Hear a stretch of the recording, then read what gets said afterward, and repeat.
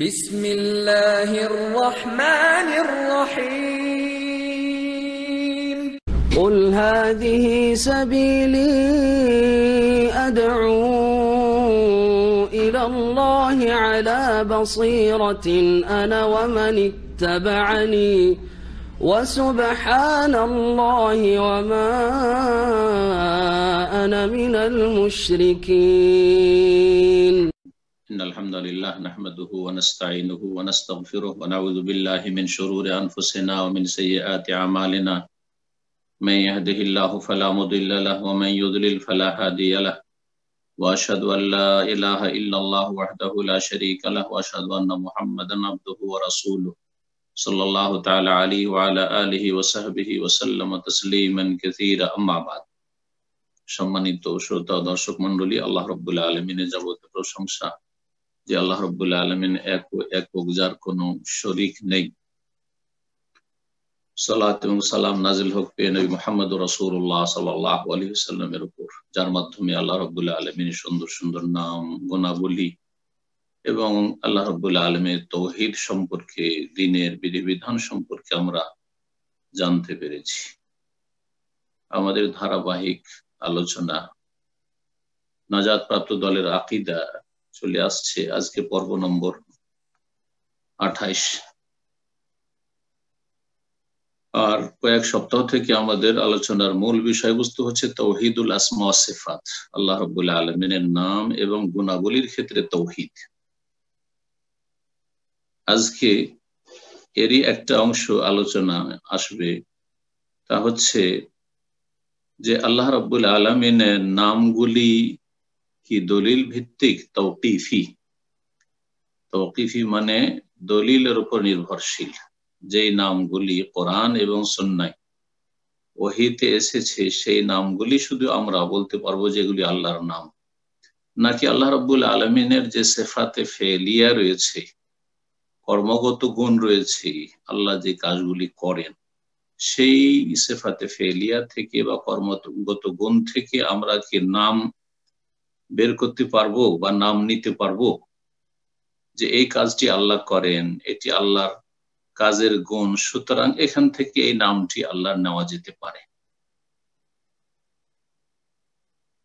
এর উত্তর হচ্ছে যে আল্লাহ রাব্বুল আলামিনের নামগুলি সবগুলি হচ্ছে তাওকিফি, অর্থাৎ নির্ভরশীল ওহীর উপর, দলিলের উপর। যেখানে দলিল পাবো যে এটি আল্লাহর নাম, বলবো যে এটি আল্লাহর নাম। দলিল নেই আমাদের কাছে যে এটি আল্লাহর নাম, সুতরাং আমরা বলবো না নিজে থেকে যে এটিও আল্লাহর নাম। বরং যে গুণগুলি এসেছে আল্লাহ রাব্বুল আলামিনের কর্মগত গুণ সিফাতে ফেলিয়া, সেগুলি থেকে আমরা নাম বের করার চেষ্টা করব না, সেটা আমাদের ভুল হবে। বলছেন হাল ইউশতাকু মিন কুল্লি সিফাতিল আফআলি আসমাউন আম আসমাউল্লাহি কুল্লুহা তাওকিফিয়া। আল্লাহ রাব্বুল আলামিনের যে সিফাতে ফেলিয়া রয়েছে বা কর্মগত গুণ রয়েছে, সেগুলির প্রত্যেকটি থেকে নাম কি আমরা বের করতে পারবো? আম আসমাউল্লাহি কুল্লুহা তাওকিফিয়া, নাকি আল্লাহ রাব্বুল আলামিনের নামগুলি সবগুলি তাওকিফি, দলিল ভিত্তিক? বলছেন যে লা, আমরা প্রত্যেকটি আল্লাহর কাজ থেকে, আল্লাহ রাব্বুল কর্মগত গুণ থেকে নাম বের করতে পারবো না, বরং মহান আল্লাহর নামগুলি বাল আসমাউল্লাহি তাআলা কুল্লুহা তাওকিফ, সবগুলি হচ্ছে তাওকিফি।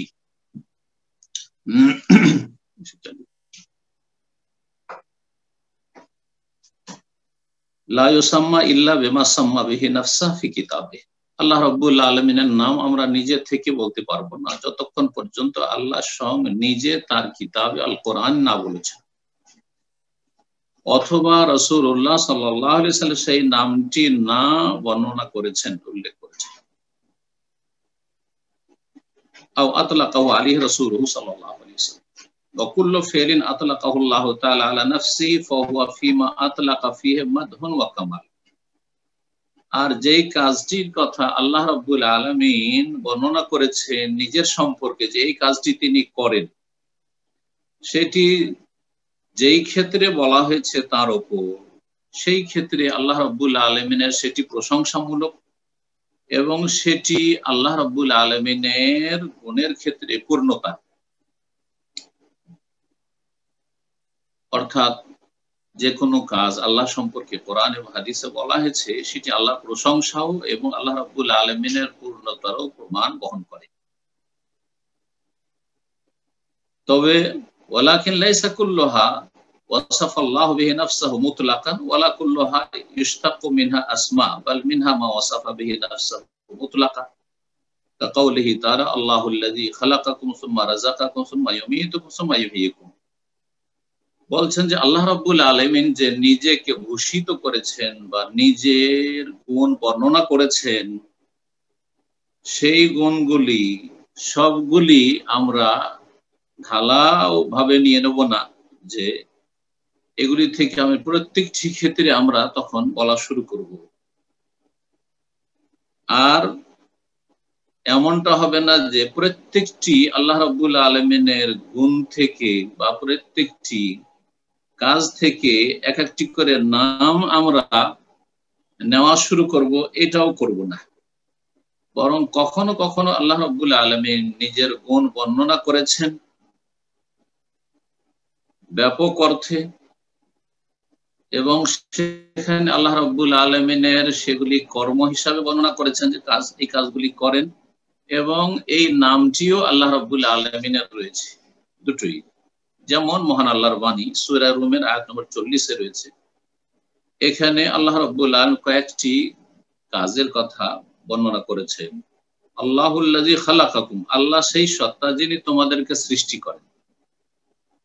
আল্লাহর একটি কাজ হচ্ছে সৃষ্টি করা। সুম্মা রাযাকাকুম, অতঃপর তোমাদেরকে রিজিক দান করেন, উপজীবিকা দান করেন, আমাদের প্রয়োজন মিটান। সুম্মা ইউমীতুকুম, অতঃপর তোমাদেরকে মৃত্যু দান করেন বা করবেন। সুম্মা ইহয়ীকুম, অতঃপর তোমাদেরকে পুনরায় জীবন দান করবেন বা জীবিত করবেন। তাহলে আল্লাহর সৃষ্টি করা, আল্লাহ রিজিক দেওয়া, আল্লাহর মৃত্যু দেওয়া, আল্লাহ রাব্বুল আলামিনের হায়াত দেওয়া, প্রাণ দেওয়া, তার সৃষ্টিকে বা আমাদেরকে, এই বিষয়গুলি এ আয়াতে আল্লাহর কর্ম হিসাবে বর্ণনা করা হয়েছে যে আল্লাহ এই কাজগুলি করেন। যেমন এগুলি কাজ, তেমনি এইরকম আল্লাহ রাব্বুল আলামিনের নামও রয়েছে। যেমন বলছেন যে ওয়াসাম্মা নাফসাহু, আল্লাহ নিজের নাম তিনি সৃষ্টি করেন, সুতরাং সৃষ্টিকর্তা বা স্রষ্টা আল খালেক আল্লাহর নাম কোরআনে কারিমে রয়েছে। তিনি রিজিক দান করেন, তার একটি নাম হচ্ছে আর রাজ্জাক, ইন্নাল্লাহু আর রাজ্জাকু যুল কুওয়াতিল মাতিন। তিনি জীবন দান করেন, তার একটি নাম হচ্ছে আল মুহয়ী, আল মুহয়ী জীবন দানকারী। তিনি মৃত্যু দান করেন, তার নাম হচ্ছে আল মুমিত। আল মুদাব্বির, তিনি নিয়ন্ত্রণকারী, তিনি নিয়ন্ত্রণ করেন, সুতরাং তার নাম হচ্ছে আল মুদাব্বির। ওয়ামিনহা আফআলুন আতলাকাহুল্লাহু তাআলা আলা নাফসিহি আলা সাবিলি জাযাই ওয়াল মুকাবালা। আর কিছু কিছু আল্লাহ রাব্বুল আলামিনের কাজ রয়েছে, যেই কাজগুলি আল্লাহ রাব্বুল আলামিন নিজের সম্পর্কে উল্লেখ করেছেন বা বর্ণনা করেছেন বা নিজের ক্ষেত্রে প্রয়োগ করেছেন, সেই কাজগুলির কথা, কিন্তু সেটা প্রতিদান অনুসারে বা প্রতিদান হিসাবে এবং একটি কথার মোকাবেলায় পেশ করেছেন। শুধু শুধু বলা যাবে না, উদাহরণ দিলে সেটা আরো স্পষ্ট হবে। উদাহরণ আসছে, যেই ক্ষেত্রে ওয়াহিয়া ফি মা সিকাত লাহু মাদহুন ওয়া কামাল, যেই ক্ষেত্রে এর প্রয়োগটি হয়েছে বা এই যে প্রসঙ্গটি রয়েছে, যে প্রসঙ্গে আল্লাহ বলেছেন এই গুণটির কথা বা এই কাজটির কথা, সেই ক্ষেত্রে আল্লাহর এটি প্রশংসা এবং আল্লাহ রাব্বুল আলামিনের পূর্ণতা। কিন্তু আপনি সেখান থেকে যদি আপনি একটি নাম নেন যে এখান থেকে আল্লাহর নাম এই, তাহলে সেটাতে আল্লাহ রাব্বুল আলামিনের মর্যাদা ক্ষুণ্ণ করা হবে। আল্লাহ রাব্বুল আলামিনের সম্পর্কে সেই নামটি সমীচীন হবে না, উচিত হবে না। যেমন কাকাউলিহি তাআলা, মহান আল্লাহর বাণী, আল্লাহ বলছেন সূরা নিসার আয়াত নম্বর 142, ইউখাদিউন আল্লাহ, মুনাফিকরা আল্লাহকে ধোঁকা দিয়ে থাকে, আল্লাহর সাথে প্রতারণা করে থাকে। ওয়া হুয়া খাদেহু, আল্লাহ তাদের সাথে প্রতারণা করেন। এই যে খেদা মানে প্রতারণা, তারা আল্লাহকে ধোঁকা দিতে চায়। মুনাফিকরা ভিতরে কুফরি ভরা আছে আর উপরে ইসলামের কথা বলে, ইসলামের বিভিন্ন কাজগুলি পালন করে। এটা হচ্ছে মুনাফিকের চরিত্র, যারা আকীদার মুনাফিক। আল্লাহ তাদেরকেও কি করেন, ধোঁকা দেন। তো ধোঁকা দেওয়া কথাটি বা প্রতারণা কথাটি তো খারাপ, কিন্তু মোকাবেলায় বা প্রতিদান হিসাবে সেটা প্রশংসনীয়। প্রতিদান হিসাবে যদি করা হয় কারো বদলা দেওয়ার জন্য, তাহলে সেটা পূর্ণতা। যেমন নিজের ভাষা আমরা যে মানুষরা ব্যবহার করি পরস্পরের ক্ষেত্রে, এরকম একটি উদাহরণ দিলে আরো স্পষ্ট হবে। যেমন আমরা বলি মন্দের বদলা মন্দ, মন্দের বদলা মন্দ। মন্দ কাজটি কখনো ভালো না, কিন্তু যখন মন্দের বদলা মন্দ বলছেন তখন কিন্তু এটা প্রশংসনীয়। আমি অমুকের মন্দ করলাম, এটা একেবারে প্রশংসনীয় না, আর এটা একেবারে ভালো কাজ নয়। কিন্তু মন্দের বদলা মন্দ দেব, যে খারাপ করে তার সাথে খারাপ করব। এই যে খারাপ করে সেই জন্য খারাপ করবে, মোকাবেলায় অথবা প্রতিদানে বা শাস্তি দেওয়াই, বদলা নেওয়াই, সেটা কিন্তু প্রশংসিত। ঠিক ওই রকমই মুনাফিকরা আল্লাহর সাথে প্রতারণা করে, আল্লাহ তাদেরকে ধোঁকা দেন। আল্লাহ রাব্বুল ধোঁকা দেওয়া মানে আল্লাহ রাব্বুল তাদের যে ষড়যন্ত্র রয়েছে সেই ষড়যন্ত্রকে ধূলিসাৎ করে দেন। তাদের যে নীল নকশা রয়েছে সেটাকে বাস্তবায়ন হতে দেন না। তাদের মুখোশকে উন্মোচন করে দেন, তাদেরকে লাঞ্ছিত অপদস্থ করে। এইরকমই সূরা আলে ইমরানের আয়াত নম্বর 54 রয়েছে, ওয়ামাকারু ওয়ামাকার আল্লাহ, তারাও ষড়যন্ত্র করে বা তারা চক্রান্ত করে। কৌশল বলতে পারেন, মাকরুর কয়েকটি বাংলা অর্থ হয়। মাকর মানে হচ্ছে কৌশল করা, মাকর মানে হচ্ছে ষড়যন্ত্র করা, মাকর হচ্ছে এরকমই চক্রান্ত করা, কৌশল করা, ষড়যন্ত্র করা, এই অর্থগুলি। বাংলা ভাষায় যদি দেখেন, কৌশলটা মোটামুটি কৌশলটা তো চলে, কিন্তু ষড়যন্ত্র কৌশল ভালো অর্থ খানিকটা হয়, আর মন্দ অর্থ হইতে পারে, মন্দ কৌশল হইতে পারে। ষড়যন্ত্র কথাটি খারাপ শুনতে লাগে, অর্থই খারাপ। চক্রান্ত অর্থ খারাপ। তো মাকরের এই সবগুলি অর্থ হয়ে থাকে। মাকারু, তারা ষড়যন্ত্র করে, চক্রান্ত করে বা কৌশল করে, অপকৌশল।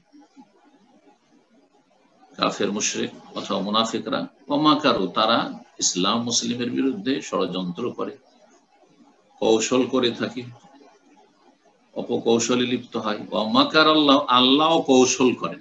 আল্লাহর ক্ষেত্রে আমরা ষড়যন্ত্র বা চক্রান্ত বলবো না, বলবো আল্লাহর জন্য উত্তম দৃষ্টান্ত রয়েছে, আদবের খেয়াল রেখে ওয়ামাকার আল্লাহ, আল্লাহ কৌশল করেন। ওরা কৌশল করে, আল্লাহ রাব্বুল কৌশল করেন।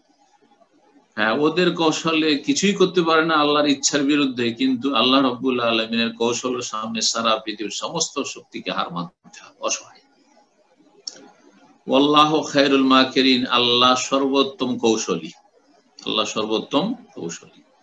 তো আল্লাহ এখানে কৌশল করেন বলা হয়েছে, কিন্তু এই কথাটি মাকরু যদি বলা হয়, ষড়যন্ত্র, চক্রান্ত, কৌশল, অপকৌশল, এমনি যদি বলা হয় তো মন্দ, ভালো না। কিন্তু কোনো কিছুর মোকাবেলায় কেউ ষড়যন্ত্র করছে, তার ষড়যন্ত্রকে ব্যর্থ করার জন্য, কেউ অপকৌশল চালাচ্ছে, তার এই অপকৌশলকে নষ্ট করার জন্য, সেটা প্রশংসিত। তো আল্লাহ রাব্বুল এখানে কাফের মুশরিক বা মুনাফিকদের অপকৌশলের মোকাবেলাতে উল্লেখ করেছেন ওয়ামাকার আল্লাহ। এইরকমই সূরা তওবাতে রয়েছে 67-তে, নাসুল্লাহ ফানাসিয়াহুম, তারা আল্লাহকে ভুলে গেছে, আল্লাহ তাদের ভুলে গেছেন। ভুলে যাওয়া, আল্লাহ তো ভুলেন না, কিন্তু এখানে বদলা হিসাবে বলা হয়েছে, প্রতিদান হিসাবে, উচিত শাস্তি হিসাবে। তারা যখন আল্লাহকে ভুলে গেছে, আল্লাহর দ্বীনকে ভুলে গেছে, আল্লাহর প্রতি ঈমানকে ভুলে গেছে, নেক আমলকে ভুলে গেছে, আল্লাহ তাদেরকে ভুলে গেছে, মানে আল্লাহ উপেক্ষা করেছেন। কাউকে উপেক্ষা করাকে ভুলে যাওয়া বলা হয়। কিন্তু যদি কেউ এখান থেকে নাম নেই আল্লাহর ক্ষেত্রে, যে আল্লাহ নাসি, ভুলে যান, তো না, জায়েজ নয়। আল্লাহ মাকের মানে কৌশলকারী নাম যদি আল্লাহর নাম মাকের রাখে তো জায়েজ নয়। আল্লাহর নাম কেউ যদি রাখে মুখাদে, হ্যাঁ প্রতারণাকারী, হ্যাঁ তো জায়েজ নয়। এই কথাই বলছেন যে এই কাজগুলি আল্লাহ রাব্বুল আলামিন বর্ণনা করা হয়েছে যে আল্লাহ এই কাজগুলি করেন, কিন্তু এখান থেকে নাম গ্রহণ করা যাবে না। ওয়ালাকিন লা ইয়াজুজু ইতলাকু আলাল্লাহ ফি গায়রি মা সিকাত ফিহি মিনাল আয়াত। আয়াত যে প্রসঙ্গে বলা হয়েছে সেই প্রসঙ্গ ছাড়া অন্য ক্ষেত্রে এই বাক্যগুলি আল্লাহ সম্পর্কে বলা যাবে না। ফালা ইউকালু, সুতরাং বলা জায়েজ হবে না ইন্নাহু তাআলা ইয়ামকুরু, যে আল্লাহ রাব্বুল আলামিন কৌশল করেন বা চক্রান্ত করেন, ওয়া ইউখাদি প্রতারণা করেন, ওয়া ইস্তাহজি আল্লাহু ইস্তাহজিউ বিহিম, তারা ঠাট্টা বিদ্রূপ করে উপহাস করে, হ্যাঁ রাসূলুল্লাহ সাল্লাল্লাহু আলাইহি ওয়াসাল্লাম সাহাবায়ে কেরামদেরকে নিয়ে, ইসলামের বিধিবিধান নিয়ে। আল্লাহু ইস্তাহজিউ বিহিম, সূরা বাকারার শুরুতে আল্লাহ বলেছে আল্লাহ তাদের সাথে ঠাট্টা করেন, উপহাস করেন তাদেরকে নিয়ে। কিন্তু তাদের এই উচিত শাস্তি দিতে গিয়ে বা তাদের বদলা দিতে গিয়ে সেটা প্রশংসনীয়, কিন্তু এমনি যদি বলে আল্লাহ উপহাস করেন তো কথাটি পছন্দনীয় না, বলা যাবে না। এইভাবে আল্লাহ মুস্তাহজি বলা যাবে না। তাই বলছেন ওয়াকাযালিকা লা ইউকাল, এভাবে বলা যায় মাকিরুন মুখাদিউন মুস্তাহজিউন, আল্লাহকে বলা যাবে না। আল্লাহ মাকির, আল্লাহ মুখাদি, আল্লাহ মুস্তাহজি উপহাসকারী বলা যাবে না। ওয়ালা ইয়াকুলু মুসলিমুন ওয়ালা আকিল, কোন মুসলিমে কথা বলতে পারে না এবং কোন জ্ঞানী ব্যক্তিও বলতে পারে না। একজন মুসলিম যদি সে জ্ঞানী হয় তাহলে কখনটা বলবে না যে আল্লাহর জন্য এই শব্দগুলো উপযোগী না। ফাইনাল্লাহ আযজা ওয়া লাম ইয়াসিফ নাফসাহু বিল মাকরি ওয়াল কাইদি ওয়াল খিদা ইল্লা আলা ওয়াজহিল জাযা লিমান ফাআলা যালিকা বিগাইরি হক। কেউ অন্যায়ভাবে যখন এই অপকর্মে লিপ্ত হয়েছে তখন আল্লাহ রাব্বুল আলামিন নিজেকে ভূষিত করেছেন মাকরের সাথে, মানে কৌশলের সাথে, ওয়াল কাইদ এবং চক্রান্তের সাথে, ওয়াল খিদা এবং প্রতারণার সাথে। এটা কিসের জন্য? ইল্লা আলা ওয়াজহিল জাযা, বদলা দেওয়ার জন্য। যেমন আমি তাকে উচিত শাস্তি দিলাম, শাস্তি দেওয়া তো ভালো কাজ না, কিন্তু যখন সে অন্যায় করেছে তার অন্যায় শাস্তি দেওয়া হয়েছে তখন সেটা প্রশংসনীয়, সেটা ইনসাফ, সুবিচার। জি, তাই বলছেন ওয়াকাদ উলামা, এখান থেকে জানা গেল আন্নাল মুজাযাত আলা যালিকা বিল আদলি হাসানাতুন মিনাল মাখলুক, সৃষ্টির পক্ষ থেকেও যদি অন্যায়ের বদলা দেওয়া হয়, কেউ যদি অন্যায় করে, হ্যাঁ অপরাধ করে, অপরাধের শাস্তি দেওয়া হয়, সেটা প্রশংসনীয়। হাসানাতুন, সেটা ভালো, ভালো নজরই দেখে। চোরকে প্রশাসন পিটুনি দিচ্ছে, জি, চোরের হাত কাটা হচ্ছে ইসলামী শরিয়তে, এমনি হাত কাটা তো অপরাধ, কিন্তু সে চুরির কারণে তার হাত কাটা হচ্ছে, এটা ইনসাফ, সুবিচারিটি। ফাকাইফা মিনাল খাল্লাকিল আলিম আল আদুল হাকিম, মানুষের পক্ষ থেকে উচিত শাস্তি দেওয়া, মন্দের বদলা মন্দ, এগুলো আমরা যখন বলে থাকি, আপনি খারাপ করবেন আমিও খারাপ করব, তো খারাপ করা তো ভালো কাজ না, কিন্তু যেহেতু আপনি খারাপ করছেন, খারাপের বদলা খারাপ। তো যদি সৃষ্টির পক্ষ থেকে সেটা সুবিচার মনে করা হয় বা প্রশংসনীয় হয়, তাহলে যিনি সৃষ্টিকর্তা, যিনি সর্বজ্ঞ, সবকিছু জানেন, যিনি ইনসাফ ন্যায় প্রতিষ্ঠাকারী এবং যিনি প্রজ্ঞাবান, তার পক্ষ থেকে কেন সেটা ভালো হবে না বা প্রশংসনীয় হবে না? অবশ্যই। তারপর এখানে আর একটি বিষয় রয়েছে, সেই বিষয়টি ইনশাআল্লাহ সামনে সপ্তাহ পর্যন্ত চলবে, কিন্তু প্রাথমিক আলোচনা আজকে সেই বিষয় হবে, সেটা হচ্ছে আল্লাহ রাব্বুল আলামিনের একটি নাম হচ্ছে আল আলা, সুউচ্চ সুমহান। অলুউন থেকে, অলুউন মানে ওপরে, ঊর্ধ্বে, এই অর্থই বহন করা। মাফি মানাও, যেমন জাহির, জাহির। তারপর আল কাহির, ওয়াল মুতাআলি, এই নামগুলি আল্লাহ রাব্বুল কোরআনে কারীমে বিভিন্ন আয়াতে রয়েছে। যেমন সাব্বিহিসমা রাব্বিকাল আলা, সূরা আলা ১ম নম্বর আয়াত।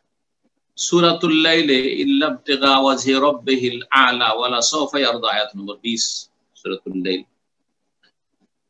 তো এই আল্লাহ রাব্বুল আলামিনকে এখানে কি বলা হয়েছে? ইল্লা ইবতিগা ওয়াজহি রাব্বিহিল আলা, যিনি সুউচ্চ সুমহান, সবচেয়ে উপরে। জি, আলা অলুগুন থেকে।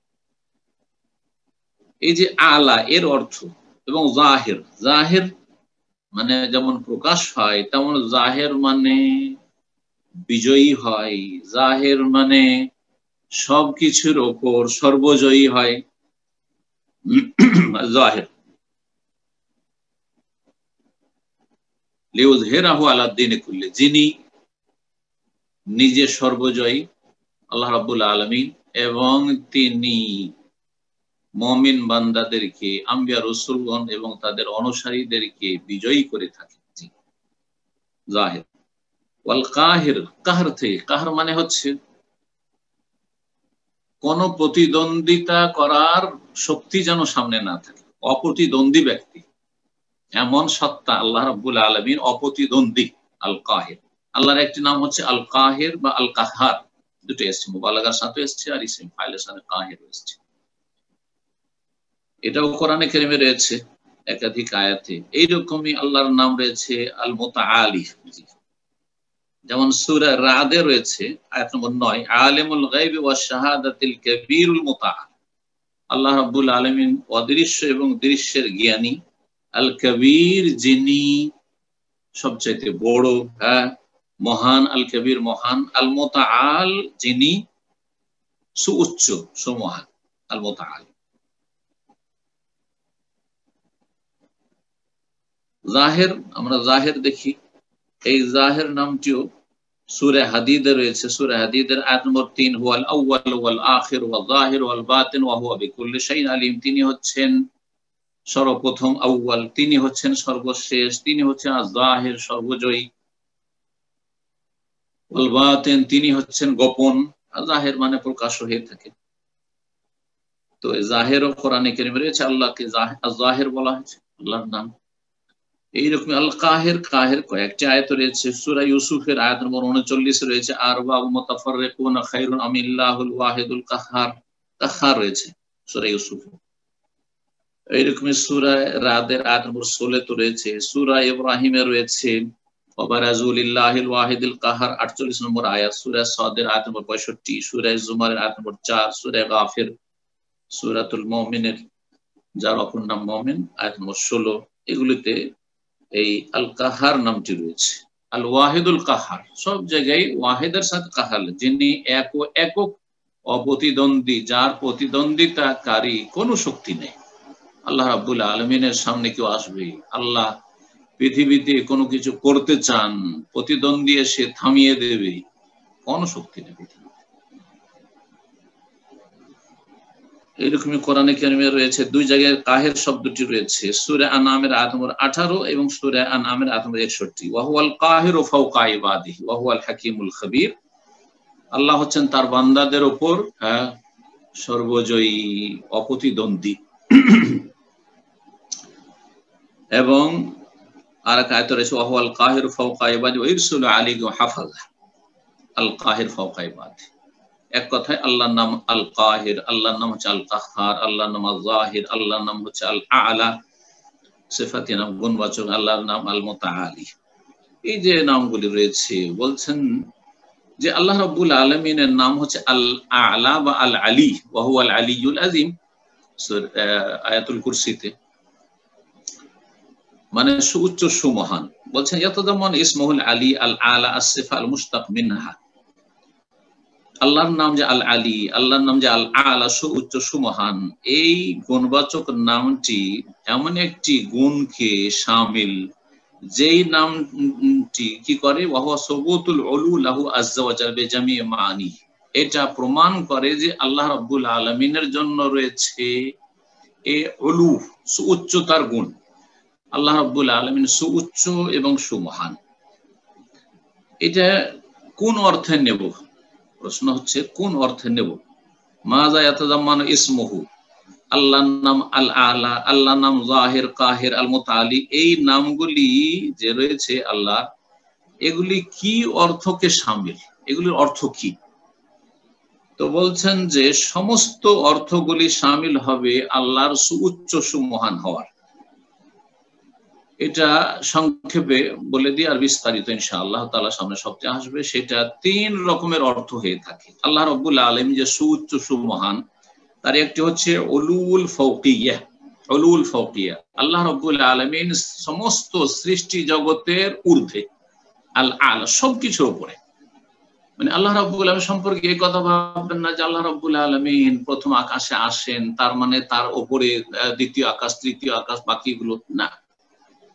বরং আল্লাহ রাব্বুল আলামিন যত সৃষ্টি রয়েছে, আরশ, কুরসি, সমস্ত আল্লাহর সৃষ্টি, আসমান জমিন যা কিছু রয়েছে সমস্ত কিছু ঊর্ধ্বে, সৃষ্টির ভিতরে আল্লাহ রাব্বুল আলামিন। সৃষ্টি আল্লাহকে পরিবেষ্টন করে নেই, বরং সৃষ্টির ঊর্ধ্বে সবচেয়ে উপরে আল্লাহ রাব্বুল আলামিন।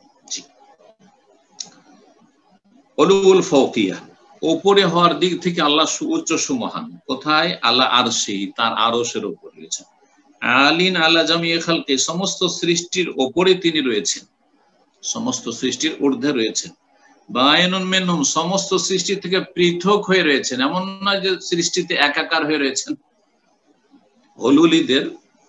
হলুলের আকীদায় সুফিদের, পীরপন্থীদের যে আল্লাহ সর্বত্র বিরাজমান, সবকিছুতে বিরাজমান, এটা ওয়াহদাতুল ওজুদের আকীদা। আর হলুল হচ্ছে যে আল্লাহ রাব্বুল আলামিন বিশেষ বিশেষ যারা বড় বড় একবারে ওলিয়ে কামিল, আল্লাহ রাব্বুল আলামিনের মধ্যে তারা লয় হয়ে যায়, বিলীন হয়ে যায়। এই সমস্ত কুফরি আকীদা, এই কুফরি আকীদার খণ্ডনে যারা বলছে যে বায়নুন মিনহুম, সমস্ত সৃষ্টি থেকে আল্লাহ পৃথক, আলাদা, এই নয় যে আল্লাহ সর্বত্র বিরাজমান, সবকিছুতে বিরাজমান, না না না।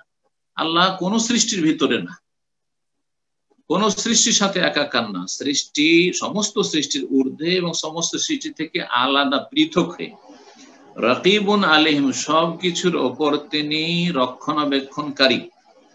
ইয়ালামু মা হিয়া আলাইহি, কি অবস্থায় আল্লাহর যাবতীয় সৃষ্টি রয়েছে সবকিছু তিনি জানছেন। কাদ আহাতা বিকুল্লি শাইইন ইলমা, সমস্ত কিছুকে তার অসীম জ্ঞান দ্বারা পরিবেষ্টন করে রেখেছেন। লা তাখফা আলাইহি মিনহু খাফিয়া, কোনো কিছুই আল্লাহর উপর অস্পষ্ট, উজ্জ্ব থাকতে পারে না। এটা হচ্ছে একটি, যে আল্লাহ রাব্বুল আলামিনের জন্য সুউচ্চতা রয়েছে, আল্লাহ সমস্ত সৃষ্টির ওপরে আছেন। দ্বিতীয় হচ্ছে উলুল কাহার, একটা হচ্ছে উলুল ফাওকিয়া, ওপরে হওয়ার দিক থেকে সুউচ্চ, আর একটা হচ্ছে উলুল কাহার, মানে অপ্রতিদ্বন্দ্বী হওয়ার দিক থেকে সমস্ত সৃষ্টির ঊর্ধ্বে। অর্থাৎ এমন কোন সৃষ্টি নেই যে সৃষ্টি প্রতিদ্বন্দ্বিতা করতে পারে আল্লাহ রাব্বুল আলামিনের সামনে। উলুল কাহার বলছে, উলুল কাহরিহি, আল্লাহ রাব্বুল আলামিনের যে অপ্রতিদ্বন্দ্বী হওয়া, এই ক্ষেত্রে আল্লাহ সুউচ্চ। ফালা মুগালিব লাহু, তাকে পরাজিতকারী কেউ নেই। ওয়ালা মুনাজিয়া, তার কাছ থেকে কোনো কিছু কেড়ে নেওয়ার কোনো শক্তি নেই। ওয়ালা মুদাদ, তার বিরোধী কেউ হবে আর সেখানে কোনো ক্ষমতা দেখাতে পারবে এমন কেউ নেই। ওয়ালা মুমানি, আর কেউ বাধা দানকারীও নেই। আল্লাহ লা মানি লিমা আতাইতা ওয়ালা মুতি লিমা মানাত বাল কুল্লু শাইইন খাদিমুন লিআজমাতিহি, বরং প্রত্যেক বস্তু, প্রত্যেক সৃষ্টি আল্লাহর বড়ত্ব, মহত্ব এর অনুগত। দেখেন, যতই শক্তিশালী মানুষ হোক, রাজা ধীরাজা, অসুস্থ হয়ে গেলে অসহায়, অসহায়, সুবহানাল্লাহ। এই নয় যে অনেক ধন সম্পদের মালিক, সুতরাং তার কোনো চিন্তা নেই করোনার ভাইরাস বলে, বড় বড় বলেই আক্রান্ত হচ্ছে, অসহায়। আল্লাহ যখন যেটা করতে চাইছেন, মৃত্যুর স্বাদ যখন চাখাতে চাইবেন, তখন অসহায়, এমন কোন শক্তি নেই যে সে আল্লাহ মারতে চাইছে মরবে না, হ্যাঁ, সে বাধা দিয়ে দিল, কোন ক্ষমতা নেই। জালিলুল ইজ্জতি, আল্লাহ রাব্বুল আলামিনের ইজ্জতের সামনে, ক্ষমতার সামনে সে হচ্ছে অনুগত, ছোট। মুস্তাকিনুল লিকিবরিয়া, আল্লাহর বড়ত্বের সামনে সে অসহায়। তাহাতা তাসাররুফি ওয়া কাহরি, আল্লাহ রাব্বুল আলামিন নিয়ন্ত্রণের অধীনে এবং আল্লাহ রাব্বুল আলামিনের ক্ষমতার অধীনে। লা খুরুজা মিন কবদাতিহি, আল্লাহর পাকড়াও থেকে কোন শক্তি বেরোতে পারে না যে আল্লাহ ধরতে পারবে না আমাকে। এটা হচ্ছে দ্বিতীয় আল্লাহ রাব্বুল আলামিনের সুউচ্চ হওয়া, উলুল কাহার। তাহলে উলুল ফাওকিয়া, উলুল কাহার। তৃতীয় হচ্ছে উলুল শান। উলুল শান মানে আল্লাহ রাব্বুল আলামিন তার শানের দিক থেকে, মর্যাদার দিক থেকে সবচেয়ে সুউচ্চ সুবহান। বলছেন তাই অলু ও শানি আল্লাহ রাব্বুল আলামিনের শান, আল্লাহর মর্যাদা ও সুউচ্চ সুমহান। ফাজামিউ সিফাতিল কামাল লাহু সাবিতা, সুতরাং সমস্ত পূর্ণতার গুণাবলী তার জন্য সাব্যস্ত রয়েছে। ওয়া জামিউন নাকাইস আনহু মুনতাফি আযজা ওয়া জাল্লা ওয়া তাবারাক ওয়া তাআলা, মহান আল্লাহ তাবারাক ওয়া তাআলা থেকে সমস্ত ত্রুটির দিকগুলি যে রয়েছে এগুলি থেকে আল্লাহ মুক্ত। আল্লাহ রাব্বুল ক্ষেত্রে কোনো ত্রুটির দিক নেই। ওয়া জামিউ হাযিহিল মাআনি লিল উলুই মুতালাজিমাতুন লা ইয়ানফাকু মা'নান মিনহা আনিল আখার। আর এই যে তিনটি অর্থ করা হলো আল্লাহর সুউচ্চ হওয়ার, আলা বা আলী বা মুতাআল হওয়ার, আল্লাহ সুউচ্চ সুমহানের, এই তিনটি অর্থ পরস্পর এত ঘনিষ্ঠ সম্পর্ক রাখে যে একটি অপরটির সাথে অতপ্রতভাবে জড়িত। একটি অর্থ আর একটি অর্থ থেকে কখনো আলাদা হতে পারে না। অর্থাৎ আল্লাহ রাব্বুল আলামিন সর্বদাই সমস্ত সৃষ্টির ঊর্ধ্বে, এই অর্থেও সুউচ্চ সুমহান, এবং আল্লাহ রাব্বুল আলামিন তার ক্ষমতার দিক থেকে, অপ্রতিদ্বন্দ্বী হওয়ার দিক থেকে সুউচ্চ সুমহান, এবং আল্লাহ রাব্বুল তার মর্যাদার দিক থেকে, শানের দিক থেকেও সুউচ্চ সুমহান।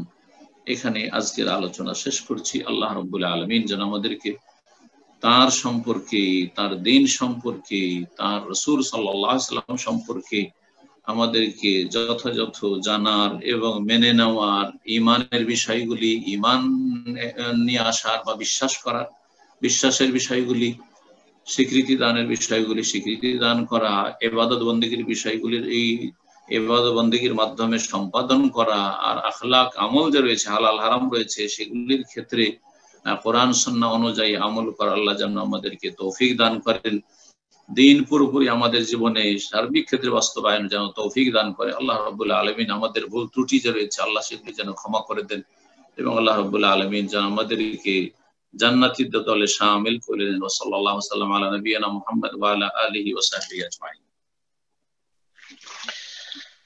সম্মানিত দিনী ভাই ও বোনেরা, ইনশাআল্লাহ এখনই আমাদের প্রশ্নোত্তর পর্ব শুরু হবে।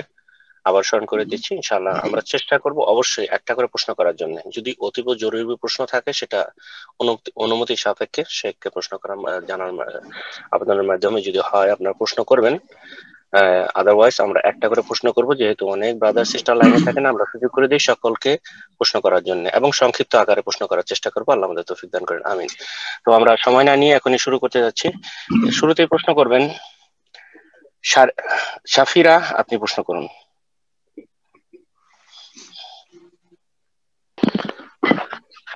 আসসালামু আলাইকুম শেখ। ওয়ালাইকুম আসসালাম ওয়া রাহমাতুল্লাহি ওয়া বারাকাতুহু। বলেন। জি শেখ, জি আমি নিউ ইয়র্ক থেকে বলছি। শেখ, আমি ওই যে প্রশ্ন করার আগে আমি একটু আপনার কাছে দোয়া চাই। আমার এক বোন, যার মাধ্যমে আপনার সন্ধান পেয়েছি 12 বছর আগে, তো তার ফ্যামিলি করোনার আক্রান্ত এবং তারা খুব সাফার করতেছে। আপনি যদি দান করুন, পূর্ণ সুস্থতা দান করুন যারা আক্রান্ত হয়েছেন, আর যারা সুস্থ আছেন আল্লাহ তাদের হেফাজত করুন, বালা মুসিবত আল্লাহ দূর করুন। জি শেখ, আমার বাবা মা অনেক আগেই মারা গেছে। তো এখন আমি রিসেন্টলি প্রতিদিন আমার বাবা মাকে কোনো না কোনো প্রতিদিনই স্বপ্নে দেখছি, এবং কোনো না কোনো বিয়েতে আমি স্বপ্নে বিয়ে দেখছি। তো আমি জানি না যে এটার মানে কি, এটার উপরে কি কোনো আমার আমল করতে হবে, বা কেন দেখছি প্রতিদিনই অলমোস্ট এই দুইটা স্বপ্ন আমি দেখছি, এটাই আমার প্রশ্ন শেখ। প্রথম কথা জেনে নিতে হবে যে স্বপ্নের উপর আমল করা ইসলামে নেই। আমল করতে হবে কোরআন কারীমের উপর, আমল করতে হবে রাসূলুল্লাহ সাল্লাল্লাহু আলাইহি সাল্লামের সুন্নাহ হাদিসের উপর, এবং যে বিষয়গুলির উপর ঐক্যমত রয়েছে, যেটাকে ইজমা বলা হয়, যে বিষয়গুলি স্পষ্ট নেই কোরআন সুন্নাহয় কিন্তু অস্পষ্ট ভাবে আছে, ইশারা ইঙ্গিত আছে, সেগুলি বা একটি মাসআলা স্পষ্ট আছে আর তার অনুরূপ অন্য মাসআলা রয়েছে, সেটাকে তার উপর কিয়াস করে আমল করা, এগুলো রয়েছে। বাকি স্বপ্নের ধর্ম ইসলামে নেই। জি, স্বপ্নের ধর্ম যারা পালন করে তারা বিভ্রান্ত। সুতরাং কখনো স্বপ্নের পরোয়া করবেন না। স্বপ্ন যদি ভালো দেখেন আলহামদুলিল্লাহ, আল্লাহ শুকরিয়া আদায় করবেন। বাহ্যিক যদি মন্দ লাগে তাহলে লুকিয়ে রাখবেন, কাউকে বলবেন না, এবং আল্লাহ রাব্বুল আলামিনের কাছে এই স্বপ্নের অনিষ্ট থেকে হেফাজতের জন্য দোয়া করবেন। বাকি আপনার মৃত ব্যক্তিকে স্বপ্নে দেখা ভালো, খারাপ না, মন্দ না। যদি মন্দ অবস্থায় না দেখে থাকেন, ভালো অবস্থায় দেখেছেন আলহামদুলিল্লাহ। সুতরাং সেটা ভালো জিনিস। কোনো দলিল নেই যে স্বপ্নে দেখলে কিছু করণীয় আছে, কিন্তু আলেমরা বলে থাকেন যে যখন স্বপ্নে দেখছেন আপনজনদেরকে, প্রিয়জনকে, তাদের জন্য আপনি কিছু নেকির ব্যবস্থা করবেন, সাদাকা করবেন, দোয়া করবেন। এটা আপনার হয়তো তাজকির মানে রিমাইন্ড করানো হচ্ছে, স্মরণ করানো হচ্ছে। মাঝে মাঝে স্বপ্ন দেখছেন, হয়তো অনেক আগে মারা গেছে, স্বপ্নে দেখলে স্মরণে আসল। অনেক সময় মানুষ দীর্ঘদিন গাফেল থেকে যায়, মৃতদেরকে কিছুদিন তো নতুন নতুন মনে রাখে, তারপরে ভুলে যায়, সবাই ভুলে যাবে, একে অপরকে ভুলে যাবে। তো আল্লাহ রাব্বুল আলামিন যেন আমাদের যারা দিনী ভাই বোন তাদেরকে স্মরণ রাখার তৌফিক দান করেন। আর সংক্ষেপে একটি দোয়া, সূরা হাশরের দোয়াটি অবশ্যই মুখস্থ রাখবেন। এই একটা দোয়াতে সারা বিশ্বের সমস্ত মুমিন মুমিনাত, জীবিত মৃত যারা দুনিয়া থেকে আমাদের পূর্বে চলে গেছেন বা চলে যাবেন, তাদের জন্য দোয়া। রব্বানা ইগফির লানা ওয়া লিইখওয়ানিনা আল্লাযীনা সাবাকুনা বিল ঈমান ওয়া লা তাজআল ফী কুলুবিনা গিল্লাল লিল্লাযীনা আমানু রব্বানা ইন্নাকা রাউফুর রাহিম। আপনার কোনো করণীয় নেই, ইনশাআল্লাহ দোয়া করবেন এবং সাদকা খেরাত করবেন। সাদকা খেরাত করলে কোনো দোষের কথা নাই, কিন্তু এটা মনে করে নয় যে শরীয়ত একবার করতেই হবে। তবে সাদকা খেরাত করলে ভালো, যখন স্বপ্ন দেখছেন সাদকা খেরাত করবেন, ভালো কথা। জি, জাযাকাল্লাহ খায়রান। তো ইনশাআল্লাহ এই পর্যায়ে প্রশ্ন করবেন তৌকির হাসান, আপনি প্রশ্ন করুন। আসসালামু আলাইকুম শেখ। ওয়ালাইকুম আসসালাম ওয়া রাহমাতুল্লাহি ওয়া বারাকাতুহু। জি বলেন। শেখ, আমার প্রশ্ন হচ্ছে, কোথা থেকে? বর্তমানে দেখা যাচ্ছে যে আমি বাংলাদেশ থেকে শেখ। বাংলাদেশ থেকে বলেন। মাশাআল্লাহ। বর্তমানে দেখা যাচ্ছে কিছু ভাইয়েরা সালাফি আলেমদের একটু দোষ পেলেই তাদেরকে সালাফি থেকে বাদ দিচ্ছে। যেমন বিদাতির জন্য দোয়া করছে কেন, তারপরে মনে করেন যে আল্লাহর দেওয়া সাব্যস্ত করছে কেন, দেখা যাচ্ছে যে অনেক জনপ্রিয় এবং বড় বড় শেখ তাদেরকেও বাদ দিচ্ছে। বুঝতে, যেহেতু এটা সালাফি মানাজে নেই, এটা শুধু তারা করবে। আল্লাহ হিদায়াত করেন। শেখের প্রশ্ন, আজকাল এটা প্রশ্ন সোশ্যাল তাদের মিডিয়া হচ্ছে কিনা? হয়েছে, প্রশ্ন হয়েছে না? জি।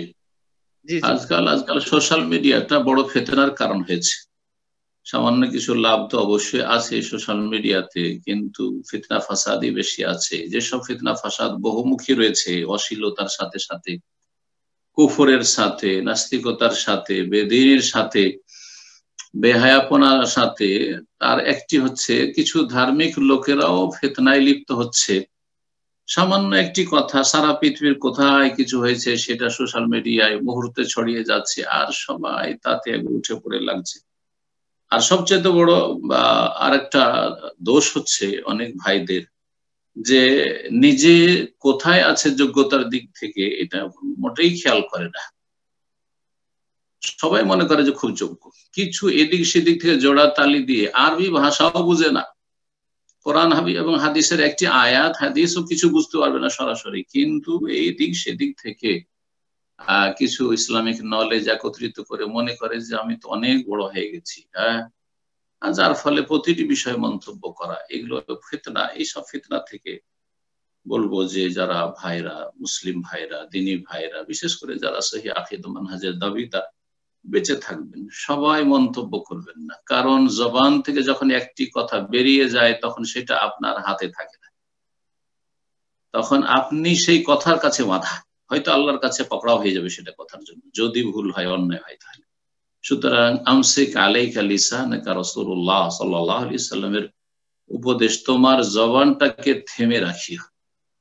এই জবান মানুষকে জান্নাতে নিয়ে যাবে, জবান মানুষকে জাহান্নামে নিয়ে যাবে। জি, জাহান্নামে যাওয়ার একটি মুখ্য কারণ হচ্ছে জবান। এই জবান দিয়ে কুফরি হয়ে থাকে, জবান দিয়ে নাস্তিকতা হয়ে থাকে, জবান দিয়ে শিরক হয়ে থাকে, দরগা দুর্গাকে ডাকা হয়ে থাকে, এই জবান দিয়ে বাড়াবাড়ি সীমা লঙ্ঘন হয়ে থাকে, জবান দিয়ে গালমন্দ হয়ে থাকে, জবান দিয়ে গীবত চুগলখড়ি হয়ে থাকে, জবান দিয়ে বড় বড় মন্তব্য, স্ট্যাটাস হয়ে থাকে। আল্লাহ রাব্বুল আলামিন এই সমস্ত অনিষ্ট থেকে, ফিতনা থেকে আল্লাহ যেন হেফাজত করেন। এলেম শিখুন, এলেম শিখে নিজেকে সুসজ্জিত করুন এবং নিজের পরিবার নিয়ে চিন্তা করুন, নিজের ছেলে মেয়ে নিয়ে চিন্তা করুন। নিজের ছেলে মেয়েগুলো মানুষ করতে পারলে কামিয়াব। সারা দুনিয়াতে কে কি করছে, কোন আলেমের ভুল হচ্ছে, আপনাকে ধরার দরকার নেই। আলেমরা ভুলগুলো আলেমদের ধরবে, এটাই ভালো। আলেমরা আলেমদের ভুল ধরবে, এটাই ভালো। আর বাড়াবাড়ি করা ভালো মানুষের কাজ নয়। বাড়াবাড়ি করা, চরমপন্থা অবলম্বন করা ভালো মানুষের কাজ নয়। আল্লাহ রাব্বুল আলামিন যেন বাড়াবাড়ি থেকে বাঁচিয়ে রাখেন, ছাড়াছাড়ি থেকে বাঁচিয়ে রাখেন, আল্লাহ যেন হেফাজত করেন। আমিন। ইনশাআল্লাহ এই পর্যায়ে প্রশ্ন করবেন তাসলিমা বেগম, আপনি প্রশ্ন করুন। আসসালামু আলাইকুম, আমি লস এঞ্জেলস থেকে। জি বলেন, কেমন আছেন সাইক? আলহামদুলিল্লাহ ভালো আছি। ভালো আছেন? আমাদের জন্য আলহামদুলিল্লাহ।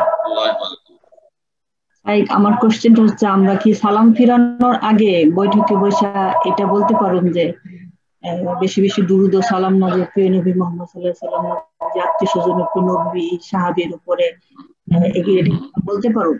নবীজির সাথে তার আত্মীয় স্বজন এবং সাহাবীদের, নবীজির সাথে সাথে তো আমরা তাদেরও ভালোবাসি। জি জি জি। যেখানে আত্তাহিয়াত আছে, তাশাহুদ, সেখানে নবী সাল্লাল্লাহু আলাইহি ওয়াসাল্লামের জন্য দোয়া আছে, আসসালামু আলাইকা আইয়ুহান নবী ওয়া রাহমাতুল্লাহি ওয়া বারাকাতুহু, আসসালামু আলাইনা ওয়া আলা ইবাদিল্লাহিস সালিহিন। আসসালামু আলাইনা নিজেদের জন্য হয়ে গেল, তার আগে নবী করিম সাল্লাল্লাহু আলাইহি ওয়াসাল্লামের জন্য হয়ে গেছে দোয়া, সালাম, শান্তির দোয়া। শান্তির চাইতে বড় দোয়া আর কিছু হইতে পারে? সার্বিক শান্তি, দুনিয়া আখিরাতের, যাবতীয় রকমের শান্তি। আর তারপরে ওয়ালা ইবাদিল্লাহিস সালিহিন, আল্লাহর নেক বান্দা। হাদিস রয়েছে এই আত্তাহিয়াতের হাদিসে, তাশাহুদের হাদিসে, যখনই বান্দা এই বলে ওয়ালা ইবাদিল্লাহিস সালিহিন আসাবা কুল্লা আবদিন সালিহিন ফিস সামাই ওয়াল, এই দোয়া আসমান জমিনে যত আল্লাহর নেক বান্দা আছে, ফেরেশতার জন্য দোয়া হয়ে গেল, জিনদের জন্য, মুমিন জিনের জন্য দোয়া হয়ে গেল, সারা বিশ্বের সমস্ত মুমিন মুমিনাত ভাই বোনদের জন্য দোয়া হয়ে গেল, মসজিদের মুসল্লিদের জন্য দোয়া হয়ে গেল, আপনার আত্মীয় স্বজন ভাই বোন সারা বিশ্বের সবার জন্য দোয়া হয়ে গেল, যারা ঈমানের অবস্থায় রয়েছে। বোঝা গেছে? সুতরাং দোয়া এখানে কিন্তু নবী সাল্লাল্লাহু আলাইহি ওয়াসাল্লামের জন্য হইলো, সাহাবায়ে কেরামরা আবদিন সালেহিনের মধ্যে, জি ওয়ালা ইবাদিল্লাহিস সালেহিনের মধ্যে প্রথম সারিতেই আম্বিয়া রাসূলগণের পরে সাহাবায়ে কেরাম, তাদের জন্য দোয়া হয়ে গেল। তারপরে নবী সাল্লাল্লাহু আলাইহি ওয়াসাল্লামের বংশধর চলে আসলেন, নবী সাল্লাল্লাহু আলাইহি ওয়াসাল্লামের বিবিগণ চলে আসলেন, সবার জন্য দোয়া হয়ে গেল। তারপরে আল্লাহুম্মা সাল্লি আলা মুহাম্মদ ওয়া আলা আলি মুহাম্মদ, হে আল্লাহ মুহাম্মদ সাল্লাল্লাহু আলাইহি ওয়াসাল্লামের রহমত বর্ষণ করো, আর তার বংশধর, এই বংশধর মুমিন মুমিনাত তাতে চলে আসেন, তাতে নবী সাল্লাল্লাহু আলাইহি ওয়াসাল্লাম বিবিগণ চলে আসলেন, নবী সাল্লাল্লাহু আলাইহি ওয়াসাল্লাম বংশধর কিয়ামত পর্যন্ত তারা চলে আসলেন, যারা ঈমানের অবস্থায় থেকেছেন এবং রয়েছেন এবং আসবেন, সবাই চলে আসবে। ওয়া আলা আলি মুহাম্মদ, আল্লাহু বারিক আলা মুহাম্মদ ওয়া আলা আলি মুহাম্মদ। এই দোয়াগুলি অলরেডি আছে, আপনি অর্থ বুঝেন না বা আপনারা হয়তো অর্থ বুঝেন না, সেই জন্য ভাবছেন যে আলাদা করে একটু দোয়া করি। আলাদা করে সেখানে নবী সাল্লাল্লাহু আলাইহি ওয়াসাল্লামের জন্য দোয়া করা বা তার বংশধরের জন্য দোয়া করা বা তার সাহাবায়ে কেরামের জন্য দোয়া করার কোনো প্রয়োজন নেই। অলরেডি দোয়া আমাদের জন্য ফরজ করা আছে। আত্তাহিয়াত পড়া ফরজ, রুকুন, না হলে সালাত হবে না। আর সঠিক মতে দরুদ ইব্রাহিম পড়াও ফরজ, রুকুন, না হলে সালাত হবে না। সেটা তো বাধ্যতামূলক আমরা করছি, ফরজে হোক আর সুন্নতে হোক, যে কোনো সালাতে হোক। তারপরে সুন্নত হচ্ছে আপনি নিজের জন্য দোয়া করবেন, নিজের পরিবার পরিজনের জন্য দোয়া করবেন, অন্যান্য আপনার পছন্দনীয় দোয়াগুলি করবেন। ওয়ালিয়াতাখাইয়ার মিনাল মাসআলাতি আজাবাহু ইলাইহি, তারপরে আপনি আল্লাহর কাছে বাছাইকৃত দোয়া করেন যেগুলি আপনার পছন্দনীয়। সুতরাং আবার আপনি ওই ঘুরে ফিরে নবী সাল্লাল্লাহু আলাইহি ওয়াসাল্লাম, নবী বংশধর, সাহাবায়ে কেরাম, কোনো প্রয়োজন নেই। কোনো প্রয়োজন নেই। আশা করি বুঝতে পেরেছেন। জি জাযাকাল্লাহ খায়রান। তো ইনশাআল্লাহ এই পর্যায়ে প্রশ্ন করবেন খান ইশরাফ বিন তারিক, আপনি প্রশ্ন করুন। আসসালামু আলাইকুম শাইখ, আমি ঢাকা থেকে বলছি। ওয়া রাহমাতুল্লাহি ওয়া বারাকাতুহু। জি মাশাআল্লাহ, বলেন। শাইখ, আমি সাপ বিষয়ে দুটো প্রশ্ন করব। কি বিষয়? জি, আমার প্রথম সাপ বিষয়। বুঝলাম, হ্যাঁ বলেন। জি, প্রথম প্রশ্নটা হচ্ছে, আমাদের দেশে একটা খুব প্রচলন আছে, একটা বিশ্বাসের, যে বনে জঙ্গলে কোনো ব্যক্তি যদি সাপকে আঘাত করে মেরে ফেলতে না পারে, পরবর্তীতে ওই ব্যক্তি যেখানেই যাক না কেন ওই সাপ তাকে কামড় দিয়ে মেরে ফেলবে। এই ভয়ে গ্রামের লোকজন, জি, এই ভয়ে গ্রামের লোকজন বিরাতি হুজুরদের কাছে নিয়ে যায় সাপের মুখ বন্ধ করার জন্য, যাতে সাপ কামড় না দেয়। এ ধরনের জিনিস কি আসলে ইসলামে আছে, যে সাপকে আঘাত করলে সাপের মুখ বন্ধই করতে হবে? এটা হলো প্রথম প্রশ্ন। আর দ্বিতীয় প্রশ্নটা হলো, এই প্রথম প্রশ্নের প্রেক্ষিতে আসি আর কি। দ্বিতীয় প্রশ্নটা হলো, নবী সাল্লাল্লাহু আলাইহি ওয়াসাল্লাম একবার নাকি সাপকে আশ্রয় দিয়েছিলেন এবং সাপ নাকি যাওয়ার সময় বলছে আমি আপনার কাছে রক্ত চাই। মহানবী সাল্লাল্লাহু আলাইহি ওয়াসাল্লাম বলছেন কেন? তখন সাপ বলে যে আপনি যে আমাকে হাতের নিচে আশ্রয় দিয়েছেন, আমি ব্যথা পেয়েছি, এজন্য রক্ত চাই। এই ঘটনা কতটুকু সত্য? এই দুটো প্রশ্ন। প্রথম যে ধারণা যে বন জঙ্গলে সাপ থাকলে সাপ বললেন যে তাকে না মেরে হুজুর কাছে নিয়ে যেতে হবে বা হুজুর কাছে যেতে হবে, সাপের মুখ বন্ধ করতে হবে, এগুলি বেদাতি ধারণা, বেদাতি কাজ, কোনো অস্তিত্ব নেই কোরআনে বা হাদিসে। আর দ্বিতীয় যে বিষয়টি বললেন যে নবী সাল্লাল্লাহু আলাইহি সাল্লামের সাথে ঘটনা ঘটেছে সাপের, সেটাও জাল, মিথ্যা কথা, এরকম কোনো কথা হাদিসে নেই। জি, তো কিছু আমাদের নলেজ বাড়লো যে আপনার এই একটা বিদাতি আকিদা সাপ সম্পর্কে জানলাম, যেটা প্রচলন রয়েছে মুসলিম সমাজে, কুসংস্কার, এগুলি বিদাতি আকিদা। আকিদারও বেদাত হয়, আমলের বেদাত হয়, আর কথারও বেদাত হয়। 3 রকম বেদাতের এটা একটা বিশ্বাসগত ভ্রান্ত বেদাত, গুমরাহি। আর আরেকটা যে জাল কিসসা, জাল কিসসা অনেক রয়েছে, তার একটি এটাও একটা জাল কিসসা। আশা করি এগুলির পিছনে না পড়ে একটু কোরআন এবং হাদিস স্টাডি করেন। কোরআন এবং হাদিস এবং দলিল সম্বলিত যে ইসলামিক বই পুস্তকগুলি আজকাল আলহামদুলিল্লাহ বেরোচ্ছে বাংলা ভাষায়, সেগুলি বেশি বেশি পড়েন। আল্লাহ তৌফিক দান করেন এবং তার সাথে সাথে ভালো আলেমদের আলোচনা শুনেন, তাহলে এসব জালিয়াতি থেকে মুক্ত হয়ে যাবেন। জি, জাযাকাল্লাহ খায়রান। তো ইনশাআল্লাহ এই পর্যায়ে প্রশ্ন করবেন কামরুজ্জামান, আপনি প্রশ্ন করুন। আসসালামু আলাইকুম ওয়া রাহমাতুল্লাহ। ওয়ালাইকুম আসসালাম ওয়া রাহমাতুল্লাহি ওয়া বারাকাতুহু। জি বলেন। শেখ, আমি বাফেলো থেকে বলছিলাম। জি জি জি বলেন। মাশাআল্লাহ। শেখ, প্রশ্নটা হচ্ছে একটা এলাকাতে মসজিদ নাই, আবার মসজিদের প্রয়োজনও নাই, আবার আছে একটা উদ্দেশ্য, যেটা হচ্ছে যে সহি কোনো মসজিদ নাই সে এলাকাতে। কিছু ব্রাদাররা সেখানে একটা মসজিদ তৈরি করতে চাচ্ছে, তার সাথে কিছু সহি আকীদার দাবিদার ব্রাদাররাও তাদের সাথে মিলে করতে চাইছে। তো সেখানে কিছু সাধারণ মানুষ আছে, কিছু বেদাতিও আছে, তার সাথে বেদাতি একজন ধরেন আলেম মতো আছে। তাদের সাথে কি সহি ব্রাদার যারা সহি আকীদার দাবিদার এরকম ব্রাদাররা কি তাদের সাথে মিলে ওই প্রতিষ্ঠানের সাথে যুক্ত হতে পারে এবং ওই প্রতিষ্ঠানে কি চেষ্টা করতে পারে? তাদের দাবি যে আমরা ওইখানে গেলে তাদেরকে দাওয়াত দিতে পারবো যদি আমরা এখানে যুক্ত হই। তো এই বিষয়টা একটু জানতে চাইছিলাম, এইভাবে কি কোনো কাজ যাওয়া কি তাদের ঠিক হবে কিনা, এইভাবে যারা সহি আকীদার দাবিদার তাদের? জি, যদি আশেপাশে মসজিদ থাকে, বলছেন মসজিদের প্রয়োজন নেই, সালাত আদায় করার ক্ষেত্রে মসজিদের প্রয়োজন নেই। আর বিদাতি মানে বড় বিদাতি নয়, মানে মাজার পূজারী বিদাতি নয়, বেরেলভি বিদাতি নয়, দেওবন্দি, জামাতি, সব যেসব বিভিন্ন বেদাতে জড়িয়ে আছে এইসব বিভিন্ন দলগুলি কিন্তু বেরেলভি নয়, মাজারপন্থী নয়, তাহলে তাদের পিছনে সালাত জায়েজ আছে।